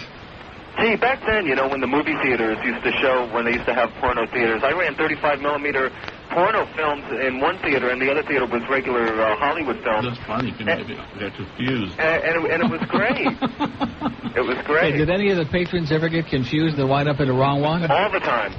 All the time. And did any of them ever come running out screeching? Probably unlikely. They probably stayed in there a long time. Al, what do you like better? Do you like Los Angeles better or down here? I like being here because it's more peaceful, but I really haven't found great restaurants. Neil has given me a list. I'm going to check them out. But L.A. has better food for me. Yeah, you really need great restaurants. In fact, that'd be the best thing that happened for you here. I'll keep the list to myself, and we'll get you to lose 20 pounds. Point, but when porn was brought into the home with the VCRs and the videotape and everything, do you think, like back in the 60s, you know, even going to see an Andy Warhol film was considered pornographic to some people? But since it's been brought into the home, do you think that was kind of like the downslide? I mean, it's a trivial point, but I don't know. Well, it did help the sale of video decks. Because there was a point that X-rated represented 50-60% of films. Now as Hollywood films are burgeoning and they're more... Hollywood films is down to about 15%, but it's a multi-billion-dollar business. Okay, and on that note, the lovely, the not-so-pornographic Elaine Etor, depending upon who's looking, I guess. I guess if you're over the age of 100, she's really something special. Elaine's got the noon WIOD news. We'll be back with Al Goldstein and Patty and the dog and food at 12:05. We're going to change the number up there, 80,444. We thank Mr. Disney and Company. And don't forget, Rick and Putz at 2, Sports Talk at 6:05, Hank Goldberg, 8 tonight. You're right. 12:07 at WIOD, and we got Al Goldstein here, happy faces in the studio. Even the dog is quiet. Is the dog inside? She's on the floor eating. Everybody's eating except me. I want you to verify that. I'm not eating. I'm really impressed. Now, we had breakfast. What about lunch? That was breakfast. I was owed this. I get 2 meals. That was the deal. It was the American plan, wasn't it? Or was it the European plan? If you eat more than this, I'm going to carry on. I'll vote for Nick Navarro. That's how. Neil left the room. When he came back, he had grease on his chin. I did? Yes. I took that check into Yvette. Dripping out of your corner. You are so full of crap. It is coming out. For somebody as skinny as you are, man, you are really full of it. You must hide it very well. The chicks that talks. Exactly. Anyway, I wonder where she got it from. We have an open line at Dade, 751 WIOD. Al Goldstein is here. We're solving all the problems of the world. We're going to turn the world into Sodom and Gomorrah, or at least part of that. He's going to be sheriff. And let me say it again. At the thing at Charcoals tomorrow, we're going to be doing the show. Al will be there with a dozen? A dozen shirts, okay. A dozen? I don't have. I can send more, though. I can send more. I have 12. No, I'm just giving you a hard time. No, but for the next, when we do our thing at Calder on the 4th of January, between now and then, if you can get me a whole bunch more of these, we can raise money for Camillus House with these. These are sharp. They're great shirts. These are beautiful. Al Goldstein for sheriff with a big flag. And if I see anybody wearing it, I'll give them $5. If you still look like that, you might have a fighting chance. I'll tell you, look almost human. A little like Charlie Manson, but not bad. Maybe that's what we could use for sheriff in Broward was Charles Manson. He's not doing anything productive.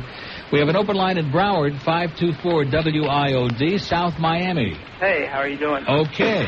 Al, nice to hear you on the radio. I really enjoy when you come on Neil's show. Thanks a lot.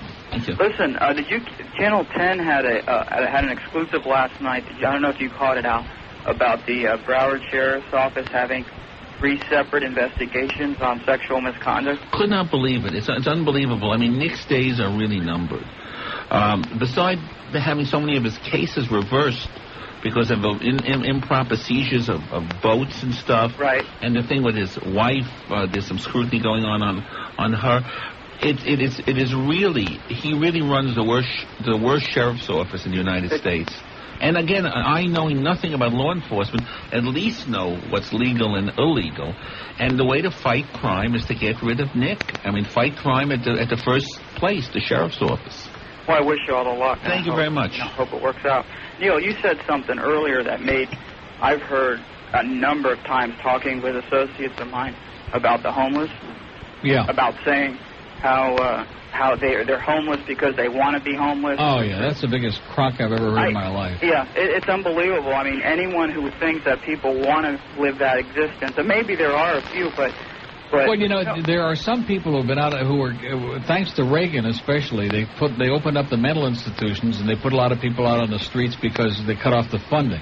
And so there are a lot of those people who are confused, who are mentally unbalanced, I mean, who don't know any better, don't know any other way of life, and just insist on perpetuating that. But that's a very small minority of the people we're talking about. Exactly. But see, that's another one of the tactics that's used, just like the stereotypes, the winos, the drifters. Just keep using those terms, and it eases your conscience, and then you don't have to worry about it. What it does is it gives them if they have any conscience or any... it eases their conscience so they don't really feel guilty about not helping the homeless. It gives them an excuse not to do it because in their minds they're right and that's why. You bet. You know, it doesn't make any sense. Well, we're doing great. Even in a recession year when money is very tight and people are just not spending a lot of money because they don't have it, we're over 80,000 now. We're going to go over 100,000 by the 15th of January, and I think our people are really to be commended for that. Thanks to you. Thanks a lot. Listen, one last thing. Yeah. Ted Koppel had a documentary last night on sex in... Yeah, Al referred to it. Yeah, it was incredible. They had a conservative party member, a lady said, and they were talking about how a lot of the explicit magazines and videotapes are more available. And she says, this is terrible. We should not allow people to get their hands on this type of stuff. And I looked at my friend Dave. I said, doesn't that sound familiar? I mean, here it is in Russia. They're talking some of the same language that people here are talking about, that people shouldn't have accessibility to some of these tapes and magazines and things like that. And it's unbelievable when you look at around the world like that they're sounding a lot more like some of the people here are sounding. Let me give you a bottom line on that from my perspective as an atheist, which is so many religions and religious leaders try to make us feel that we're guilty of sin. And when you're in the fighting of sin, anything goes, including burning books, what Hitler did, censorship. And then you become like Khomeini, the Ayatollah. You become a true believer who will destroy the enemy because you're no longer a person. And I don't want to give you heavy philosophy. It's Florida, and Neil will throw up, and he doesn't want to hear it. No, we don't want to. But the bottom line is, it's good. It's good to look at it, to realize for me that I'm glad I'm a pornographer, because at least I'm in favor of our humanity rather than the suppression of our humanity. Exactly. Thanks for calling. Thank you. 1213 at WIOD. We have an open line in Dade, 751-9463. How's breakfast? It was nice. It was very tasty.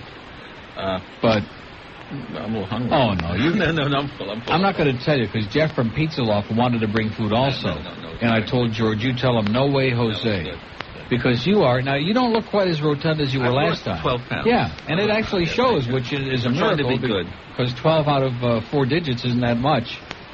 No. But, there's a place I go to on Atlantic Boulevard called Diana's, and they have great food. But the problem is the portions are too big here. Because I think a lot of people here in Miami, but now that you live in Pompano Beach, you can go to the Early Bird. Okay, good. And they feed you little tiny portions for a bird, and the price is about the same. Patty will lead me. It's nice that the shiksa will lead her Jew there. Exactly. Isn't the way it should be? It'll fit right in. RoboCop is back and better than ever. And Hi, this is Maury Povich wishing you a happy Hanukkah. okay, I love the way he says it. 12:17 at WIOD. Al, I've got good news for you folks. He's lighting up a cigar. Thanks to Bob Weaver. You know, you have Weaver the weatherman at Channel 4 to thank for those. I thank him. He's a super guy. That's wonderful. And he's Jewish, too, so it can't be all bad. Is he fat? A little bit. Because he's not one of fat. us. He's a little What's his chubby. waist, like 38? I don't know what Bob Weaver's waist is. How the hell do I know? It's not my type, okay? I check waist all the time. Now, when these guys come in here, then I can tell you what their waist is, okay? Well, if they ever come to town. When people talk to me about if somebody is handsome, and I always say if the waist is 34 or less, they're handsome. No. Yes, Oh, really. God. You never saw skinny people who were ugly? I always want... Oh, come on. People. Larry King, what's his waist? No, but he's... No, I think Oh. he'd be rotund. Huh? He'd be rotund. Johnny Holmes. Larry King is rotund? I think he's got a fat tummy. You're crazy. This is obscenity. Johnny Holmes. Oh. 32-inch waist. He was... Now, what did you say? Was handsome? I think he was handsome. Oh, do you agree with that? Patty is putting her finger... Look at that. There's the hash browns just came up again. I can't believe it. If John Holmes was handsome... Well, the way he was built, I give my right arm to him. Forget about that. You're obfuscating. First of all, nobody wants to be built like an elephant, number one. That was beyond anybody's reasonable taste, number fantasy. one. And Kelvin... Neil. Yeah. Afternoon. I'm not even going to dignify that with a response. Just ignore him for a little When bit. you're Jewish and that's your fantasy, you're really desperate, I'll tell you that, because the rabbi had a sharp knife. Yes, Kelvin. How are you? Okay. Never mind. I know you hit that question. We're calling for a couple of reasons. Well, that's good. Usually if you have one reason, it's usually good enough. This is two good ones. I'll start with the Camillus House. All these lifeguards won't give money to the Camillus House. Trying to get a collection done. I want you to yell at them, rip them, just really... go off on them. So give money and... Lifeguards suck, Kelvin, literally and figuratively. Don't ever forget it. Yeah, but what about the money? That's what I'm talking about. And the other one is, it's Ian's birthday today. Well, that's great. I would know. get out the cart and play it, but he's just, I can't handle it. Yeah, you know, he's pissing me off. He won't go to the remote tomorrow, so I'm going to have to come by myself. Why is that?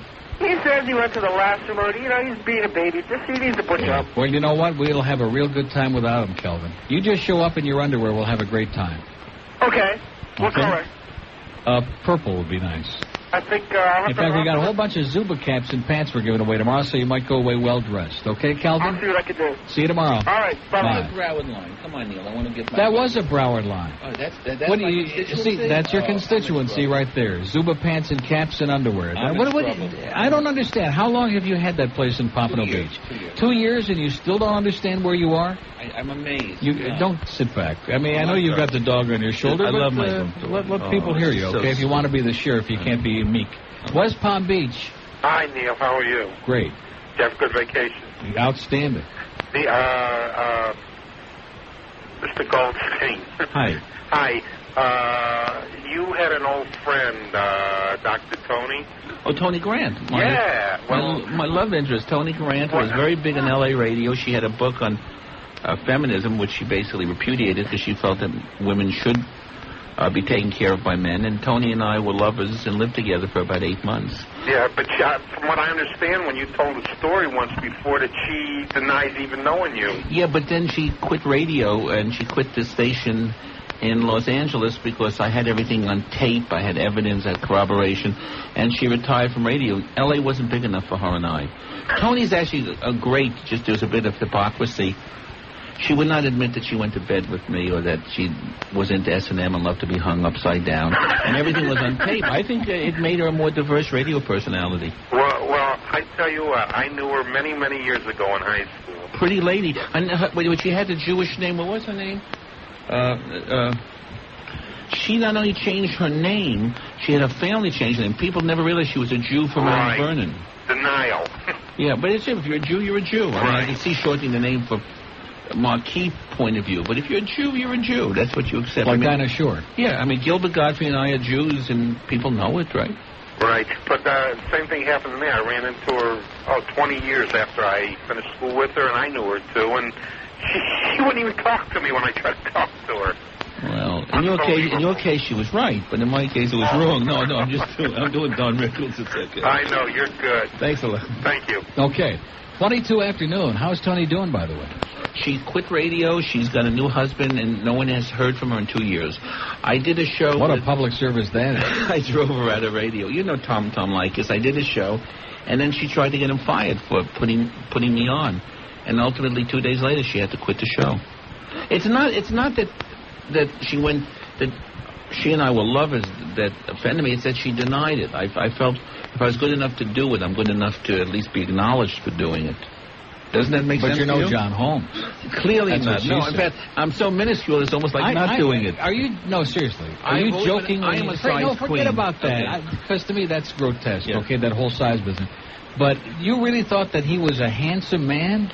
Yeah. Why can't you, instead of feeding him all the food, take him to an optometrist and get the man some glasses, okay? He was one of the grossest-looking people who was ever on the face of the earth. He was... I like Homely. We used to call him John Homely.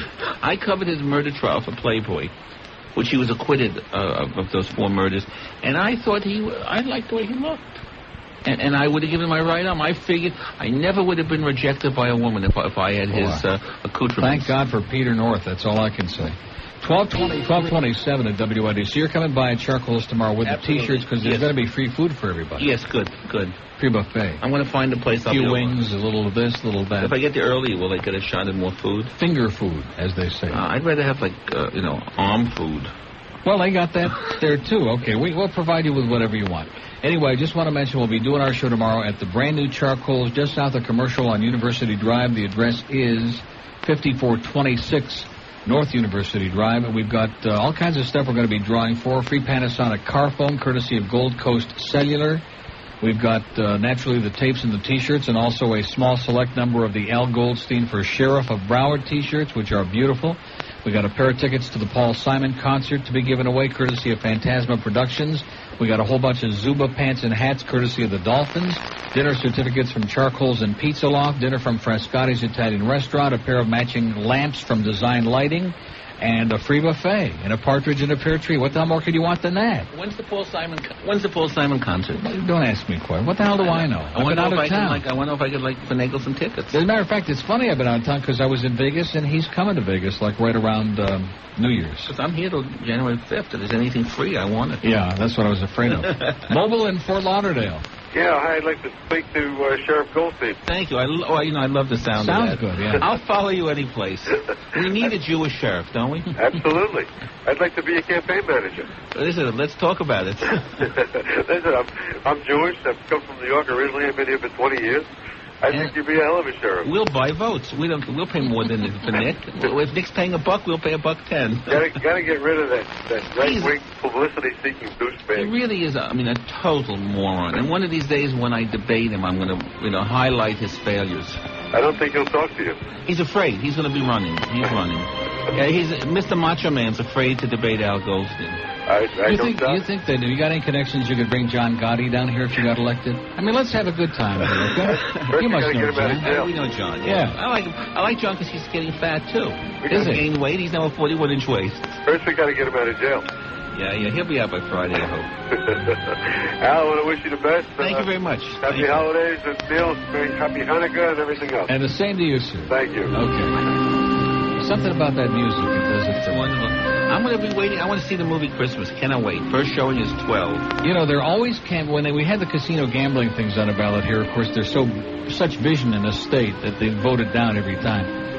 And one of the reasons they give is, the mob is going to come in, like they're not here already. But couldn't it be an interesting twist, the little irony on the campaign, to say we're going to bring the mob in, okay, and have a great time for everybody? The mob runs things, so everyone makes money. They're very efficient, very practical. Everybody who makes money has a good time. That's right. 12:30, let's go to Miami. Hello. Hi, Uncle Neil. Yes, sir. How you doing? Great. How's Mr. Goldstein? How are you today? I'm fine. Listen, I was just wondering if you got a chance to see the Howard Stern show the other weekend.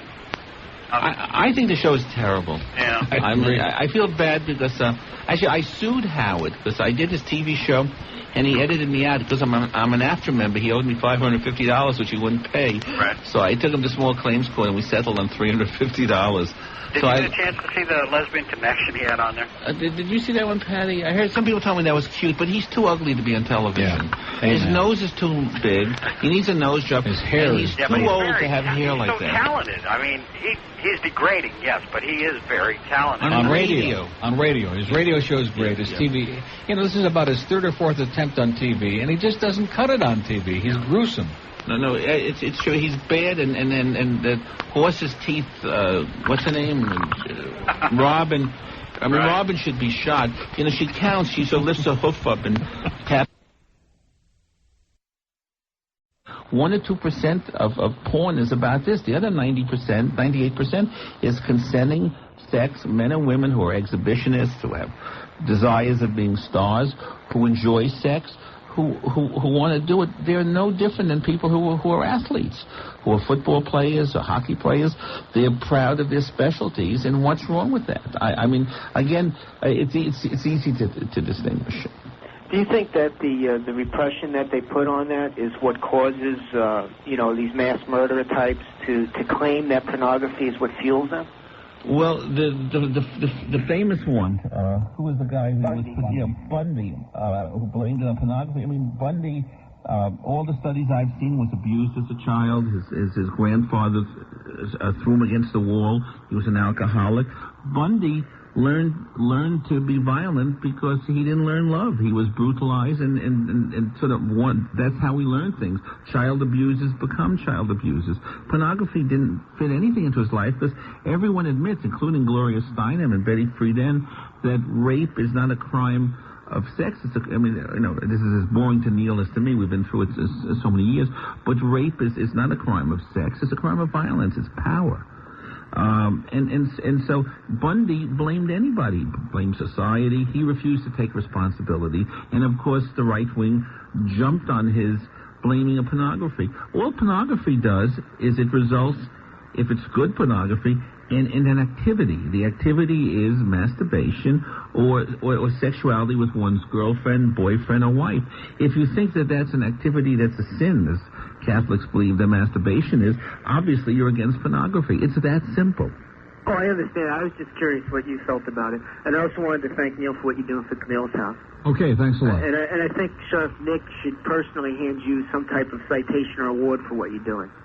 And if I live probably in Broward, will. It's probably a very hairy palm. He's probably waiting in Pompano Beach right now. And if I lived in Broward, you'd get my vote out. Thank you very much. Appreciate it. Have a good day and good luck on the campaign. Thanks. Bye-bye.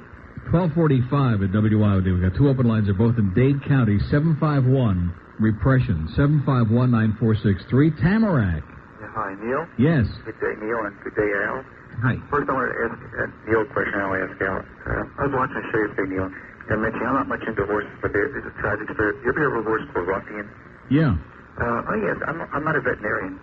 But why, when a horse breaks its leg or something breaks down, do they have to destroy it? They can't let the animal live. They can't fix it so it can just walk around on it. Horses have to stand. I know that.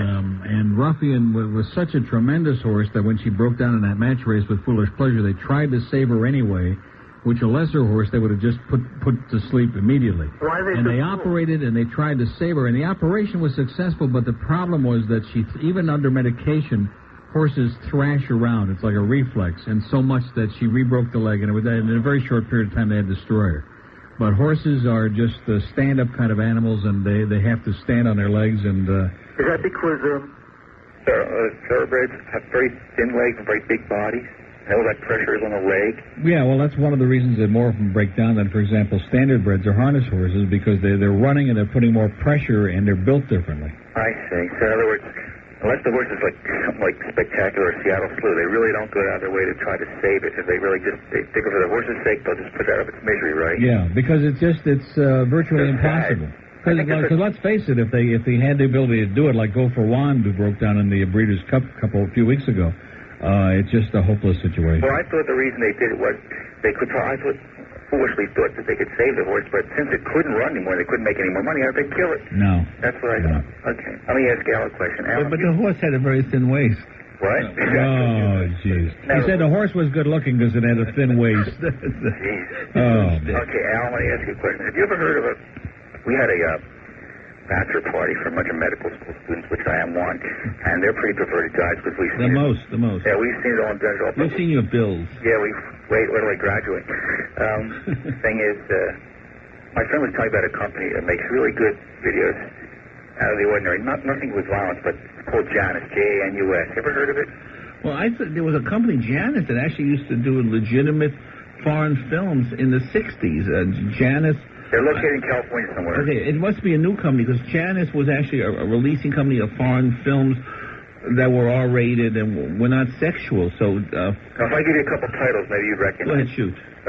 Mondo Fetish. Yeah, okay, I've heard of those films, right? Yeah, they're the kinky kinds of films, and they're available. Yeah, but not down in Florida, right?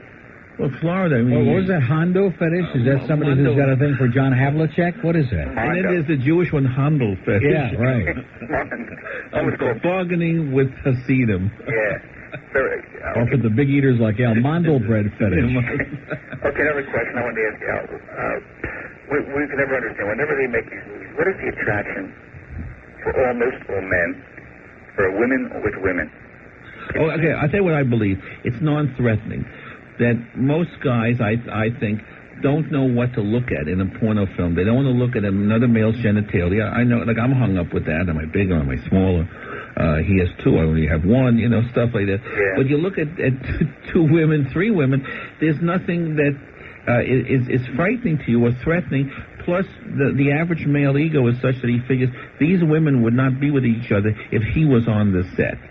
So, and the thing, the ultimate taboo, because in one of our films, I'm not sure if it was Screw on Screen or it happened in Hollywood, we had a male-male scene, and that was a no-no.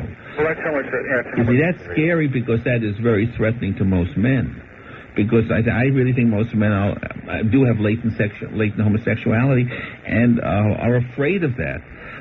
And you don't have that problem of macho masculinity if you're looking at 2 and 3 women doing each other. Isn't it true that as far as sexuality is concerned, that each person has a continuum, and where your line is drawn? In other words, males have both male and female characteristics as do females, right? It's just how we express it.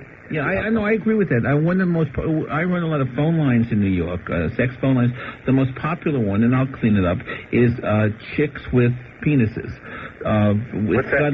It's got a different name in the pages of Screw, but it's about... You mean hermaphrodites? Yes, pre-ops, transsexuals.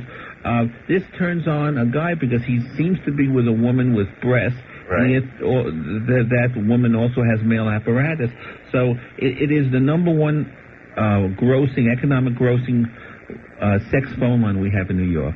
That seems to sound like a mixed message to a man. But I think it's doubly exciting because it's also kinky. He hasn't done it, and I mean, don't forget, phone sex lines are about fantasy. Phone sex lines are about doing what you're not doing. If a married guy is with the same woman all the time, it's exciting and stimulating. All I know is the numbers are really very good on that. It makes the most money for us. Okay, one more quick. Have you ever heard this new star Tori Wells? Yeah. She's supposed to be a new hot star now? Yeah, she's very pretty. I've seen her in L.A.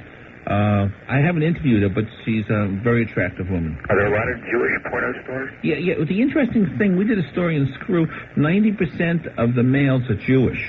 And the women are all from, like, trailer cities, or 98% of the women are all Christians, usually raised from very religious families.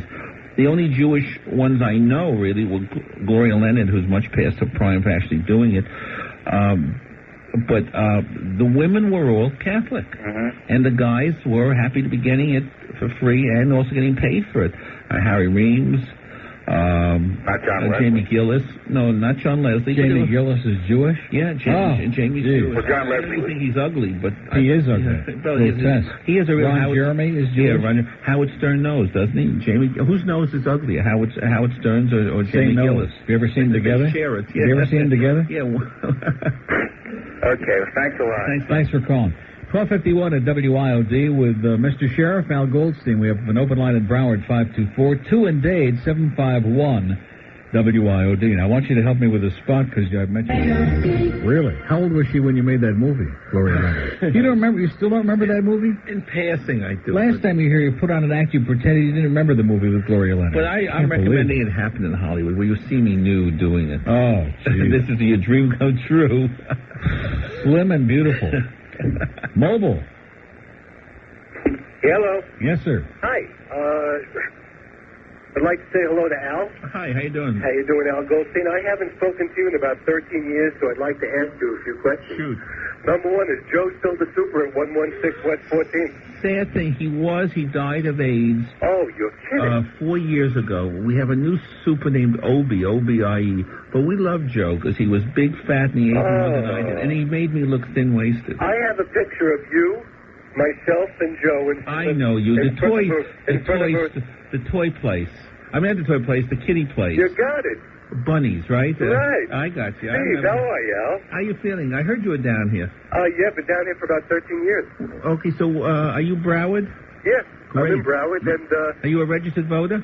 Absolutely. Good, you're going to be useful. You know, now we can keep talking. Absolutely. Now I think we should go to dinner because I know some great places to eat. Okay, good. And I'm no lightweight. Okay, I like that. I remember. You remember we'd be in front of my Rolls Royce? Yes. Yeah, in front of your turquoise Rolls Royce. That's right. Just remember, the election is in 92. Now, if you're going to live long enough for the election, you're going to have to cut some of these meals out, okay? Believe me. Okay. Let me ask a question. Do you still have that little magazine gadget? No, it was a newsletter that tested electronics. We did it for 12 years. We gave it up 3 years ago because newsletters are not successful unless they have stock tips. Or they're dealing with your own particular business. As a discretionary publication, people would rather buy Popular Mechanics or Popular Science. So we let that go. Well, let me ask you a question. Off the air, of course, not on the air.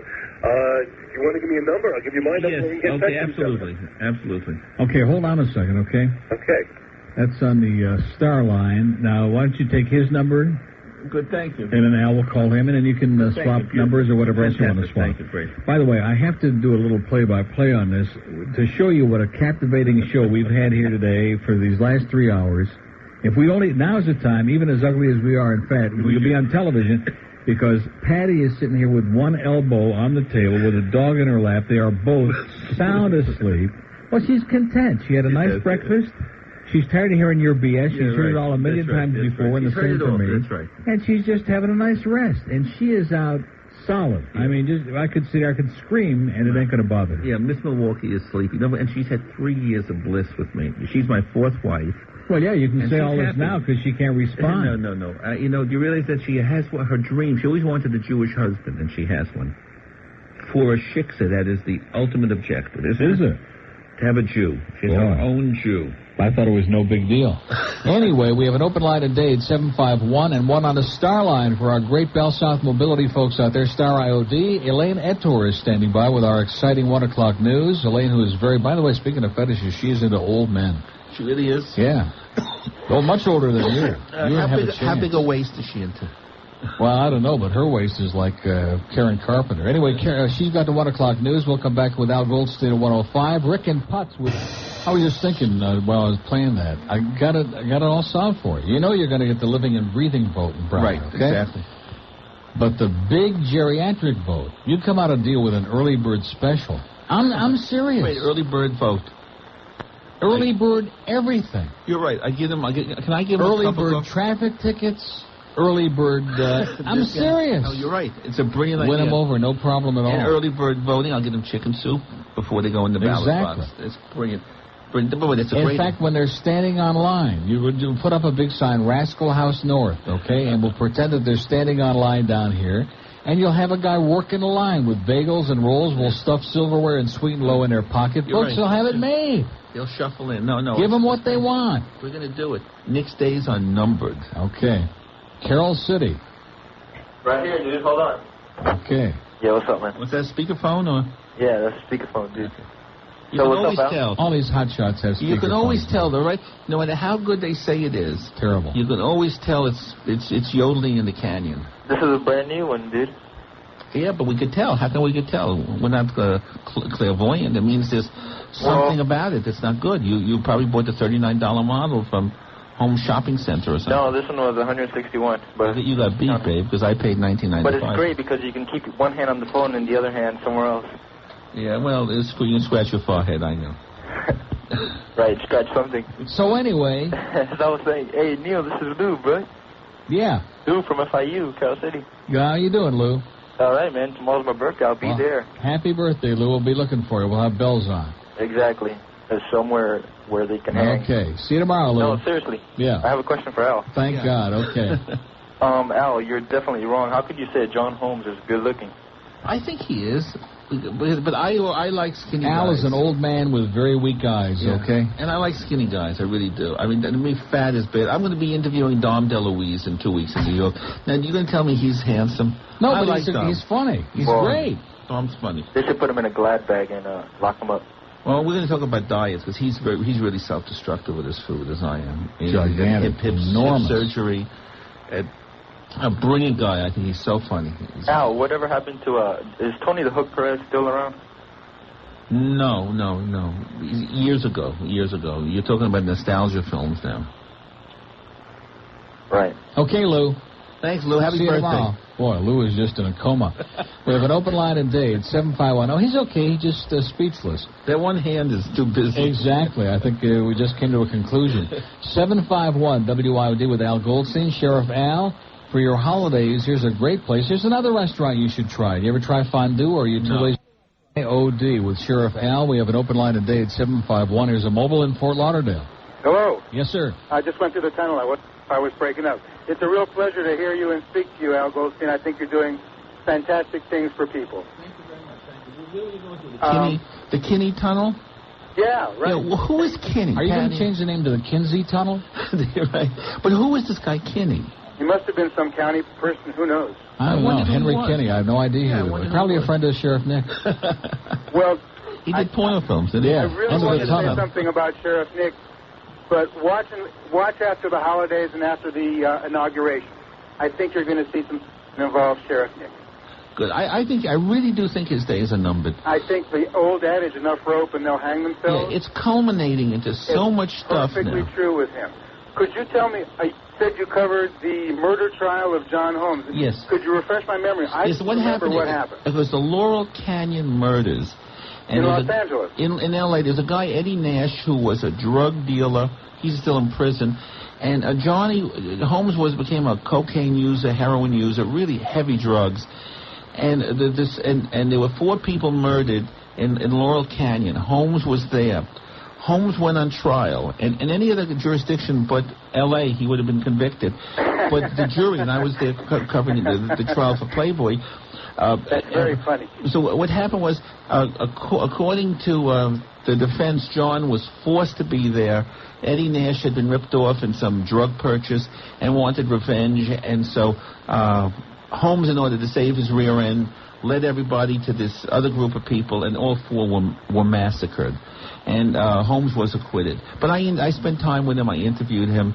And I mean, he was a psychopath, but he was a very interesting one. And he stopped talking to me because I found out the real story about his life. He was born in Pennsylvania. His father was a railroad man. He had made up a story that his mother was very wealthy. He grew up in upstate New York. And he was angry that I ran the real story. If you ever track Playboy, it was probably one of the best articles I've ever written.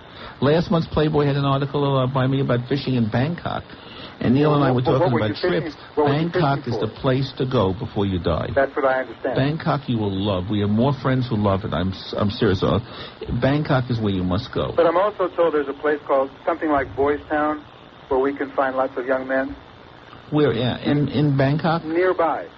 Suburban, possibly? Anything is. You can buy anything in Bangkok. The main area is Patpong, which is where the sex is. But I took Patty to a show a year and a half ago, and what women they do with chopsticks are amazing. I mean, it's great though. Everything is for sale. There is no sin. It's not dirty. It's a job, and it is a sensuality there. Plus, I love Thai food. It's wonderful. I think Bangkok's a great place. I met a guy from Thailand, and we spent some time together.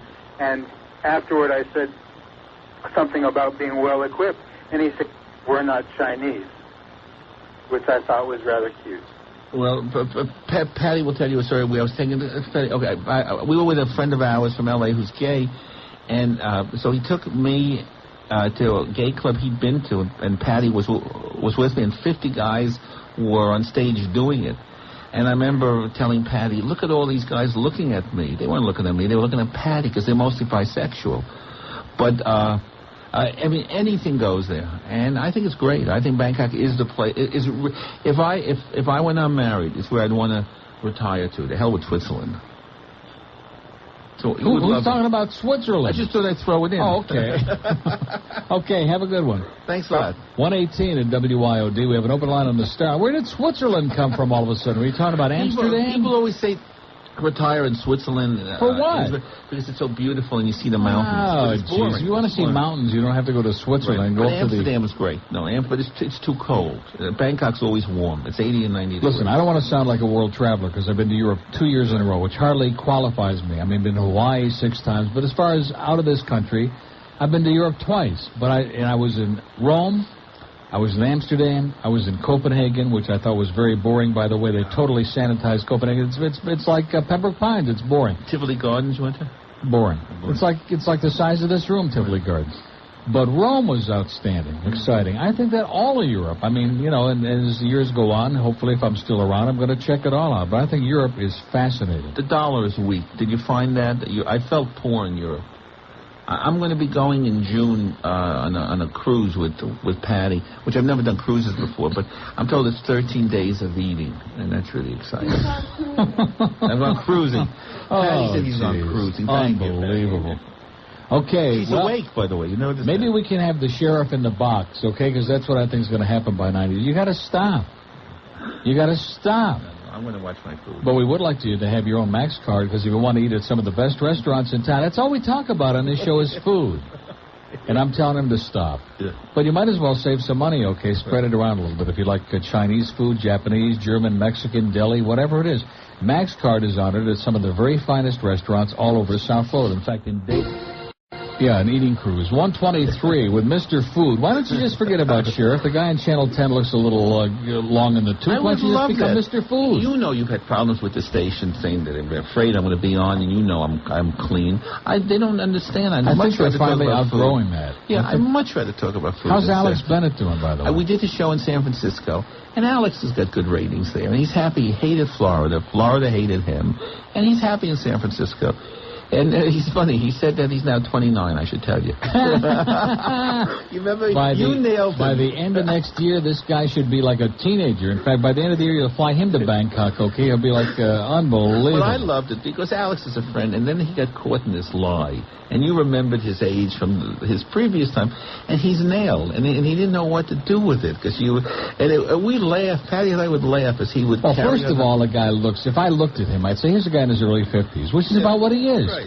And he started out when he filled in for me, he was 49, according to him. Yeah. Then he come back here to work a full-time gig. Now he's 44. Yeah, well, in just a few months, he just dropped 5 years. And you pointed it out. I don't understand that. When you're bald and aging and wrinkly, I mean, he's not a hideous guy, but he's old like we are. He's getting up there. Why lie about your age? How can you be so vain? I thought it was hilarious. I loved it. That's the only thing. I mean, I didn't dig his act. Okay, I'm sure out there he's got the big names, Robin Williams and all those people, and they are into his thing. I couldn't get into his thing at all. It didn't fit this market. The audience didn't take to him. But the thing that bothered me about Alex, and of course, as I look back try to be fair, I can understand he was very uncomfortable because he came into a situation that's totally unlike what he's ever been in before. I mean, this is not L.A. and it's not Frisco, it's not New York. This is a tough place. But he was uptight about it. And just like the thing about his age. If he would have, because his whole shtick was the comedy and the stand-up comics, if he himself would have had a better sense of humor about things and not been so uptight, I think he'd have had a better chance. And I think bringing Penn down the first week was the kiss of death. Because it was too antagonistic. It really endeared him to me. Yeah. 126 at WIOD. Hi, Aaliyah. Hi, Neil. I really am enjoying your show today. Thank you. I certainly hope that Al does get elected up there in Broward County. Thank you very much. That clown out of there. He's got my 10 votes. Yeah. I think I'd move to Broward County just to vote for him. Thank you. Thanks, Lon. If you got in as a sheriff up there, would your would you have a liberal attitude towards massage parlors? Oh, absolutely, of course. What do you mean liberal? You probably open a dozen of them. Yeah, listen, anything involving consensual sex, I'm in favor of. I agree with you. You know, gay, 100% straight. You know, let's leave people alone. I don't want to check your positions out. I don't want to, I mean, anything goes as long as it's consensual. I would love to see some way of taxing some of those activity to bounce some of the money back. But definitely, I would not mind other people's morals. The safest place to be in Broward County is at a topless club.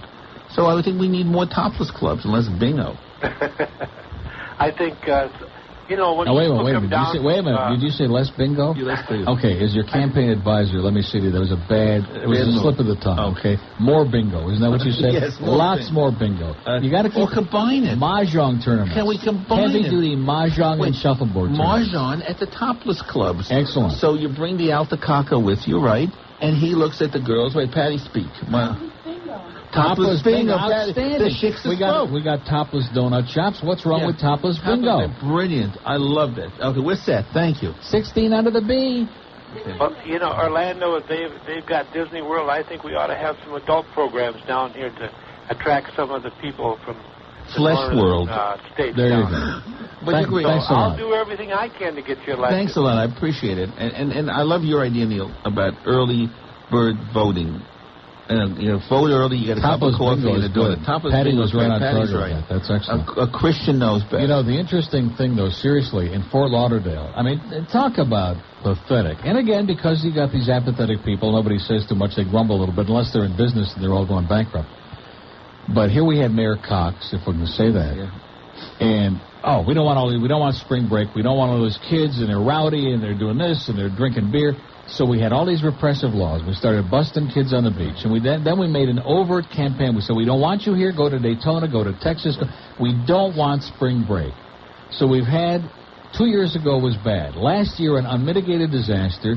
They tried the senior citizen break, which was a disaster because they were spilling prune juice all over their bags as they were crossing the street over their colostomy bags. And he didn't like that. So now he's got the gall to say, maybe it wasn't such a bad idea. Let's have spring break back. Let's invite the kids back. It's like if I come to your house and you say to me, you're a jackass, I don't like you, I hate you like poison, don't ever come back to my house again. And then like 6 weeks later you say, hey, why don't you come over for a cup of coffee? I don't think I'm coming back. Yeah, you're absolutely right. And that's what he's trying to do. I mean, these people are nuts. They're always saying, okay, let's throw this out, but they never have an idea of what they're going to replace it with. We're never going to have Disney World here because we already blew that 30 years ago. We already blew that down the toilet. We could have had it. Orlando has got a foothold. I mean, they're just killing us with that kind of tourism. So the only way this town is really going to make it, and this is after having been in Hawaii, although the weather was terrible, and in Vegas, where the places are jam-packed with tourists and spending jillions of dollars, is this for the real sun and fun. Not just talk about it, but let it happen and do it. It's so true because I was in Atlantic City a couple of weeks ago, and it can never compete with Las Vegas because of the weather. What a schmutzy place, too. And it's doing things half-assed. They close at 4 o'clock. Either go with it or bail out. But in spite of that, they're still packed with people. And they're still making money. Because they're offering people something they want. You've got the weather here. This can be such an economic bonanza to everybody. And, I mean, it's amazing to me, the political morons who we vote in. And that's why I think your cynicism is justified, because the political system always spews forth the worst candidates. Always. I mean, it's terrible. Did you vote Dukakis against Bush? I couldn't. I hated both of them. Dukakis denying his membership at the American Civil Liberties Union. Yeah, but his wife is a lot better at the party than what's her name? Yeah. Martha Washington. This is the first president we ever had whose grandmother was in the White House with him. It's sad, isn't it? Yeah. She looks like a sweet lady, but she looks so old. I hope he has a young mistress. It's one. That's it, Patty. And maybe with the president's got a small waist, though. He's a small waist, and a small brain to go with it.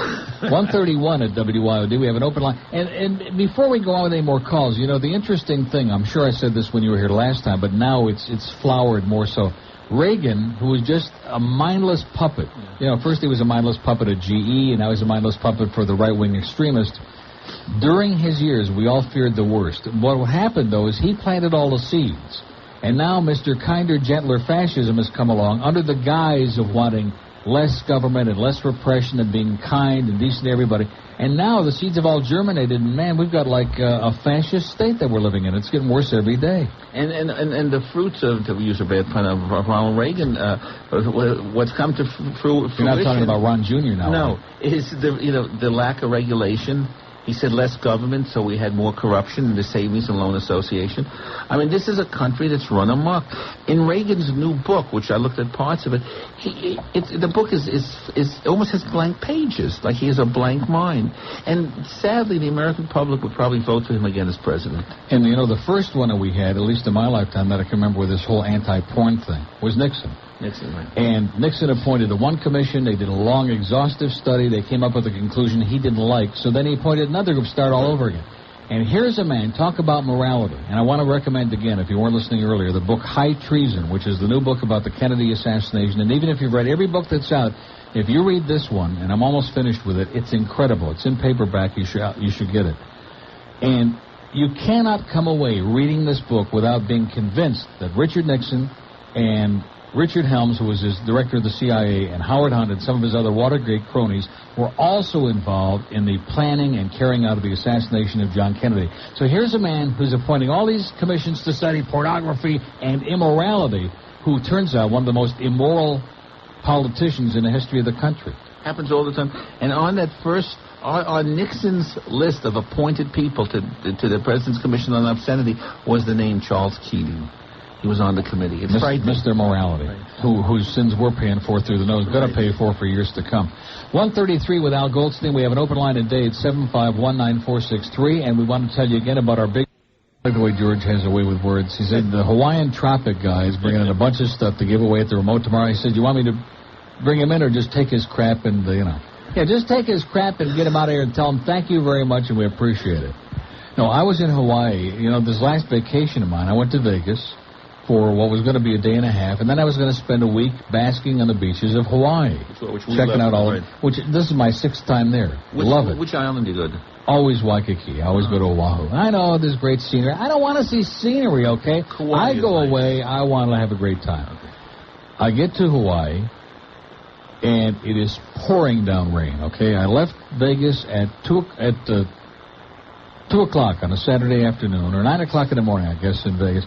I get into Hawaii, it's like 5:20 in the afternoon, pouring down rain.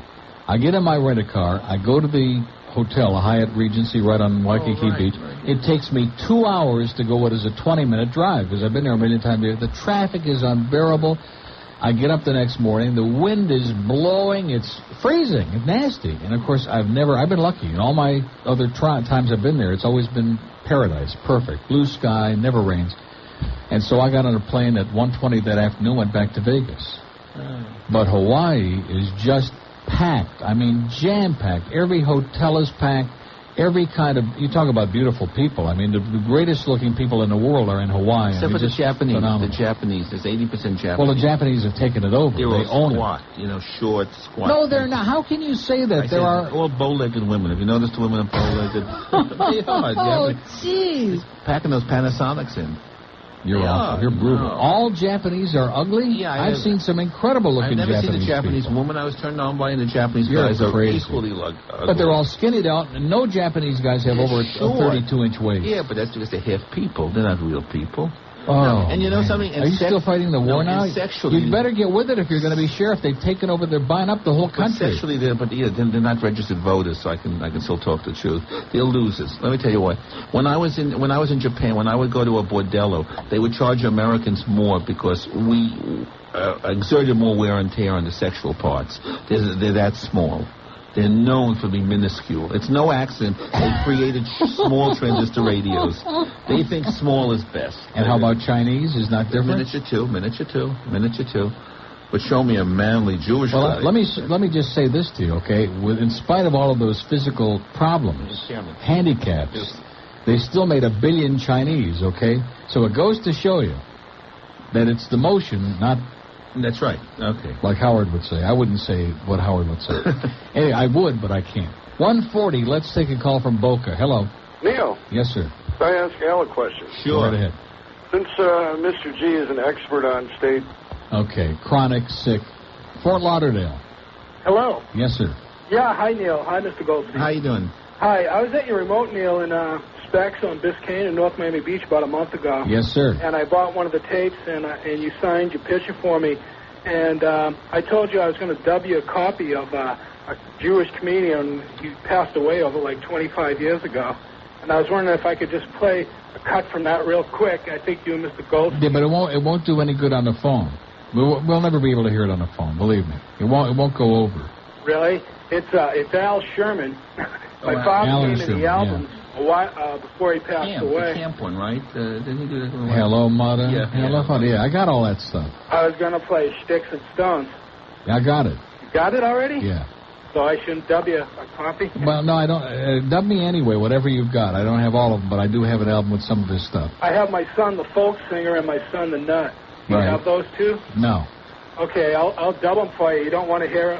No, I'll dub them for me, and I'll play them off the tape, because over the phone, it's like a total waste. Yeah, it sounds lousy. Yeah. I'd like to congratulate you on the Camillus House reaching 80,000. I think that's great. Thank you. Well, we got a ton of mail here, and Al is coming through with another 500 for us, so that's super. We're way over 81. We're probably over 82,000 as we speak right now. We're doing great. Excellent. I think you'll reach your 100,000 mark, no problem. Real soon. Okay, thanks a lot. Thanks, Neil. 142 at WIOD. We have an open line in Broward, 524, one in Palm Beach, 655. Now, if you don't succeed in Broward, you could always move to Palm Beach, because that's real desperate. Talk about geriatric. Talk about deadly. Well, that's the wealthy place, right? Oh. What are you talking about wealthy? Palm Beach. Palm Beach. Right. Palm Beach is the size of this room. Palm Beach is just a handful of wealthy people. The Kennedy Compound and S.D. Lauder and a few of those people. West Palm Beach, forget it. They're all schleppers in West Palm Beach. And Boca, Lantana, Boynton Beach, it would be virgin territory. Pompano is considered sort of the poor place, right? And the median age, and I'll tell you, if you don't make it in Palm Beach, then you'll move south. You go to Hallandale. Now, you would be big. If only Sonny Rosenberg were still mayor, I would draft you to run for mayor of Hallandale. Because the median age in Hallandale is Methuselah. I mean, 800 years past death. It's incredible. In fact, Hallandale is where, that we have the one guy here who wants MTV on a cable. Oh, I saw that. And they raised the big Simus because, in fact, he works on the coast over here, works on our sister station on the weekend. And he started a big to-do because he lives in Hallandale, and he's still alive. He's, in his 20s or whatever. He wants MTV. Right. They don't want him to have it because they don't want it. That's outrageous. I think they got the Mahjong channel in Hollywood, in Hallandale. Plantation. Good afternoon, gentlemen. Yes, sir. How you doing? Okay. I have a couple of questions for Sheriff Al. Thank you, yes. Have you ever gone past the swap shop on Sunrise Boulevard? Yes. Those BSOs out there, who's paying them? And why are they there? Al's got a quizzical look. What's wrong with the Sunday? sunset? On Sunday, the place is mobbed. There's so they have, it's a flea market, Thunderbird Drive-In, and they have BSO pigs who stand out there and help the traffic cross, because it's always just, traffic backs up and pedestrians are crossing. It's a mob scene, especially on Sunday. I think on the weekends is when they do it. And I think what he's asking is, are they on duty or off duty, or what is the deal? Well, we'll find out. I guarantee you when I take over, we're going to look into this. Yeah, I mean... rest assured that this will not be nepotism, and we're going to run it like we run a business. I mean, anybody can stand out there and point the finger. And I'll bet you somebody's being paid high hourly wages based on the way Nick operates. There's probably true. Nick's family is on the dole. You said, I didn't hear the whole broadcast, but I understand you said if Mr. Navarro did not run again, you would not run? It would depend on who would replace him. The real issue for me is that Nick is so stupid and so pro-censorship and so anti-pleasure and is such a busybody about other people's morality that it's really an easily drawn confrontation of me representing individuality and freedom and him representing the old values of repression.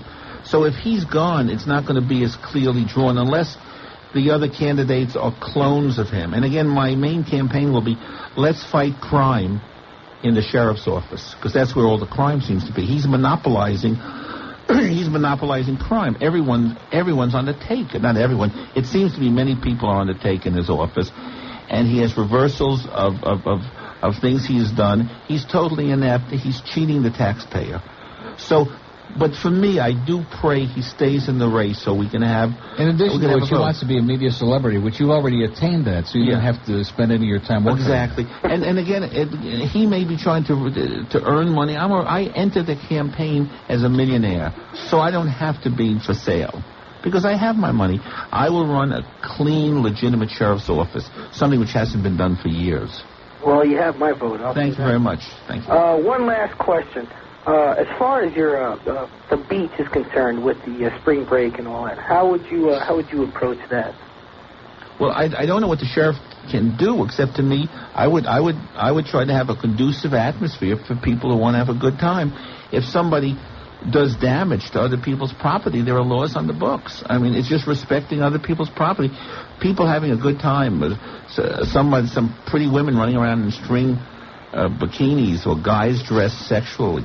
What's wrong with that? Let's have good times. There's nothing wrong with it.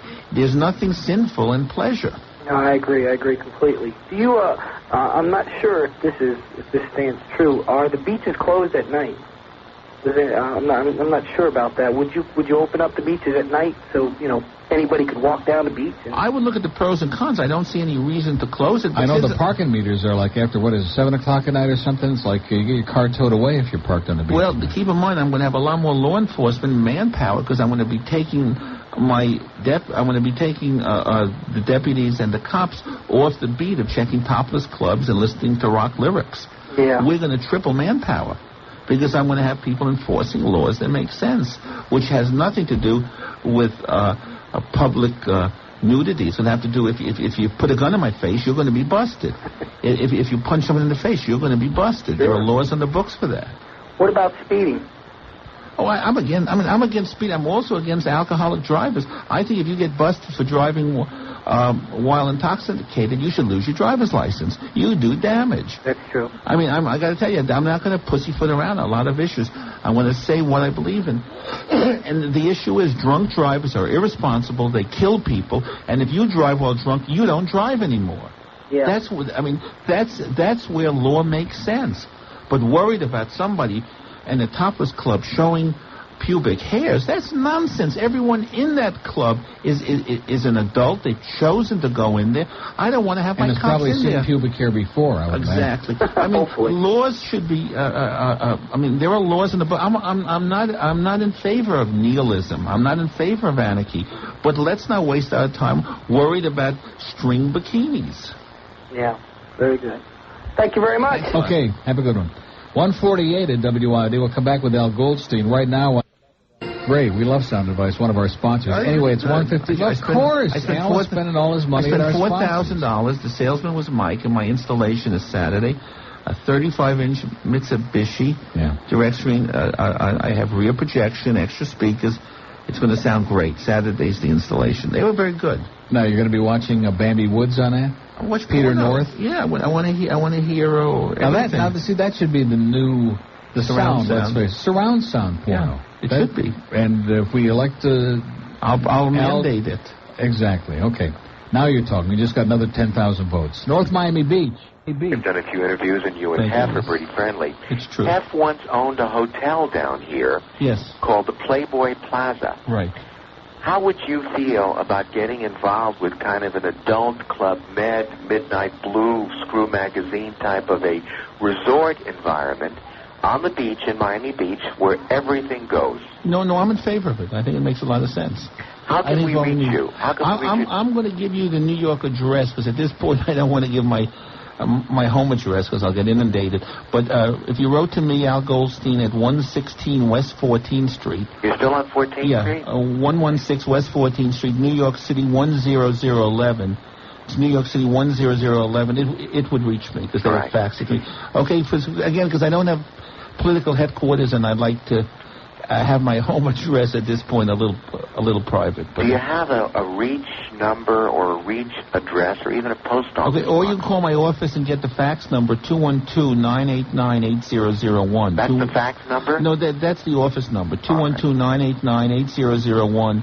Ask for either Judith or Rob and my secretaries, and they'll give you the fax number. Could I leave a number for you with Neil's engineer, and perhaps give me a call after the show, because I've got some support for your campaign, and your work. You bet. Hold on. Thanks, Len. That's on 3, George. You want to take that for Al on line 3? He's got a number. Mobile. Hello. Hey, guys. How you doing? Hi. I'm doing great. It's a pleasure to talk to both of you. I just wanted to ask Al, I read the book by Gay Talese, Thy Neighbor Wife. Right, yes, I'm in it. And, yeah, you are in it, and it was very interesting reading about you. He mentions that you have a certain skill with your tongue. Yes, I do. I was wondering how you became so adept. Years of practice. I had the calling, and I worked at it, and one has to make a commitment. And I did the Jane Fonda workout all the time. Thank you. Okay. Okay, Fort Lauderdale. Hello. Is that the clicking line? Okay. Coral Springs. Yeah.